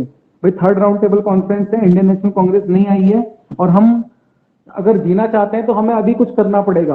तो मुस्लिम, और वो कौन होता है जो ये पैम्पलेट डिस्ट्रीब्यूट करता है, उसका नाम होता है चौधरी रहमत अली। चौधरी रहमत अली एक पैम्पलेट डिस्ट्रीब्यूट करवाते हैं जिसके ऊपर लिखा होता है title, now or never are we to live or perish forever. और पहली बार इस पैम्पलेट के अंदर पाकिस्तान, पाकिस्तान नहीं, पाकी नहीं वर्ड है, पाकिस्तान, पाकिस्तान, PAKSTAN, पाकी नहीं, पाकिस्तान नहीं, पाकिस्तान, सिर्फ पाकिस्तान वर्ड का जिक्र होता है, बाद में इसका नाम पाकिस्तान बनता है। तो यहीं से, क्योंकि सारे ब्रिटिश ऑफिसर्स के पास, डेलीगेट्स के पास वो पैम्पलेट जाता है और उस पैम्पलेट में लिखा होता है now or never are we to live or perish forever, और उसमें पहली बार पाकिस्तान वर्ड का शब्द यूज करा गया होता है। ये शब्द यूज करा गया होता है जो बाद में पाकिस्तान जाके कंट्री बनती है, ठीक है। और ये काम करने वाले कौन थे, चौधरी रहमत अली, ठीक है ना। अब देखो, word use in this article is not Pakistan, ये पाकिस्तान वर्ड नहीं है, पाकिस्तान वर्ड है, ठीक है। तो बी केयरफुल, जो वर्ड था वो था पाकिस्तान, पाकिस्तान वर्ड यूज नहीं करा था, पाकिस्तान। तो इशारा उनका वही था कि वो एक नई कंट्री चाहते थे, ठीक है ना। तो ये चाहते थे कि अगर अभी नहीं तो फिर कभी नहीं मिलेगी नई कंट्री, अभी डिमांड कर लो, ठीक है। अब देखो क्या होता है, मार्च 1933 के अंदर एक व्हाइट पेपर पे पब्लिशमेंट होती है, और फाइनली ब्रिटिश गवर्नमेंट क्या करती है, गवर्नमेंट ऑफ इंडिया एक्ट 1935 की अनाउंसमेंट कर देती है, यानी कि अब हम इंडिया के अंदर गवर्नमेंट ऑफ इंडिया एक्ट 1935 लेके आ रहे हैं, ठीक है। तो राउंड टेबल कॉन्फ्रेंस बेनतीजा रहती है, और फाइनली उनको अल्टीमेटली, और जो ये जो गवर्नमेंट ऑफ इंडिया एक्ट आएगा, इसके अंदर जो सारी डिमांड्स होंगी वो किसकी होंगी, साइमन कमीशन की जो रिपोर्ट थी ना, वो पूरी की पूरी रिपोर्ट इसी में कॉपी पेस्ट हो जाएगी। यानी कि नेहरू रिपोर्ट को तो कंसिडर करा भी नहीं इन्होंने, 2-4 पॉइंट उठा लिए नेहरू रिपोर्ट के बस। यानी सर जॉन साइमन कमीशन की कमेटी ने जो रिपोर्ट भेजी थी उसी रिपोर्ट को कंसिडर करेंगे और एक नया एक्ट बनाएंगे जिसका नाम होगा गवर्नमेंट ऑफ इंडिया एक्ट 1935। बच्चे अब ज्यादा क्लासेस का सिलेबस नहीं रह गया है, मेरा modern history within this week खत्म है। 2 घंटे की क्लास कल फिर अगर लूंगा, इट कुड बी पॉसिबल कल ही खत्म हो या परसों खत्म हो। तो मॉडर्न हिस्ट्री मेरा अबाउट टू कंप्लीट पड़ा हुआ है, क्योंकि मैं हर क्लास में 4-4, 5-5 टॉपिक आपको करा रहा हूँ।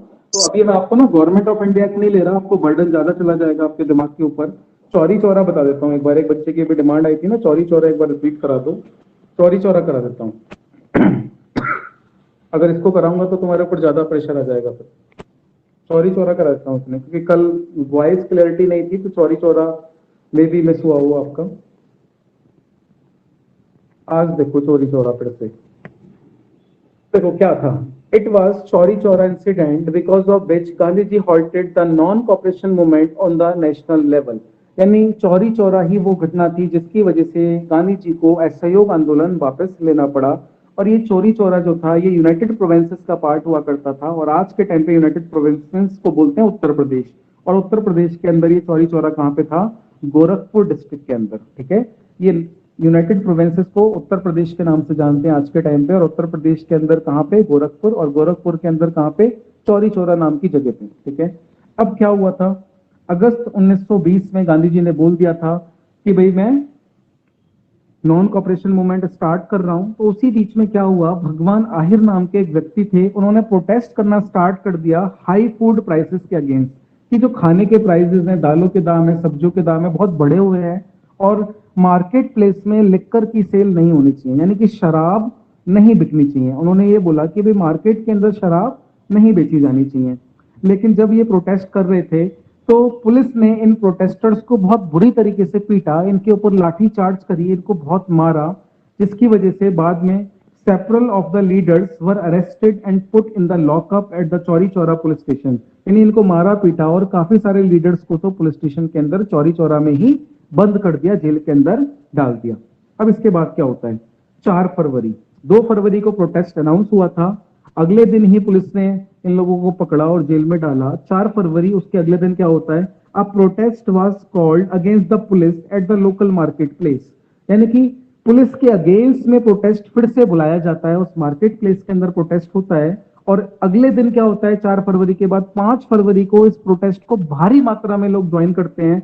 अप्रोक्स 2000 से लेकर 2500 लोग इकट्ठे हो जाते हैं, और अब वो बढ़ना स्टार्ट करते हैं चौरी चौरा की तरफ, पुलिस स्टेशन की तरफ बढ़ना स्टार्ट करते हैं पुलिस के विरोध में। अब देखो आगे क्या होता है। यहाँ पे पुलिस इनको बोल रही है शांत हो जाओ, शांत हो जाओ, और ये लोग नहीं मान रहे, ये बोल रहे हैं रिहा करो, रिहा करो। और इतने में क्या होता है पहले ये लोग हवा में फायर करते हैं।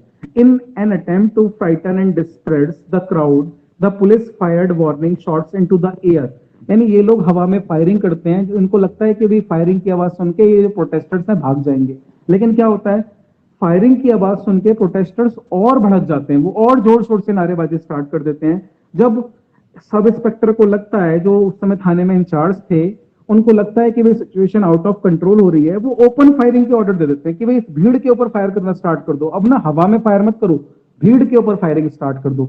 जैसे ही भीड़ के ऊपर फायरिंग होनी स्टार्ट होती है तो भीड़ हो जाती है बेकाबू, और भीड़ बेकाबू होने के बाद पुलिस स्टेशन के अंदर आग लगा देते हैं, जिसके अंदर 22 पुलिस वाले मारे जाते हैं, यानी कि 22 ब्रिटिश के पुलिस ऑफिसर्स मारे जाते हैं। और इसी रेस्पॉन्स में, in response to the killing of the police, जैसे ही पुलिस वाले मारे जाते हैं, British authority declared martial law in and around Chauri Chaura. British authority क्या करती है? मार्शल लॉ अनाउंस कर देती है कि भाई मार्शल लॉ लग चुका है अब। और मार्शल लॉ के अंदर क्या था?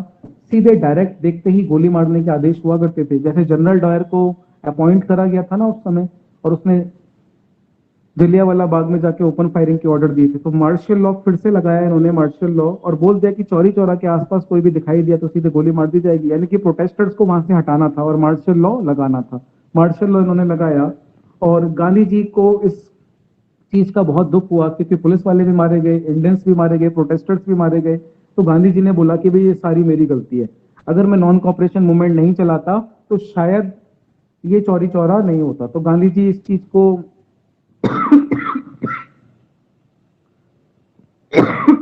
चीज का जो ब्लेम होता है वो अपने ऊपर ले लेते हैं, और इस चीज के लिए वो 5 दिन का फास्ट अनाउंस कर देते हैं और फाइनली 12 फरवरी 1922 को वो ये बोलते हैं कि भाई मैं इस नॉन कॉपरेशन मूवमेंट को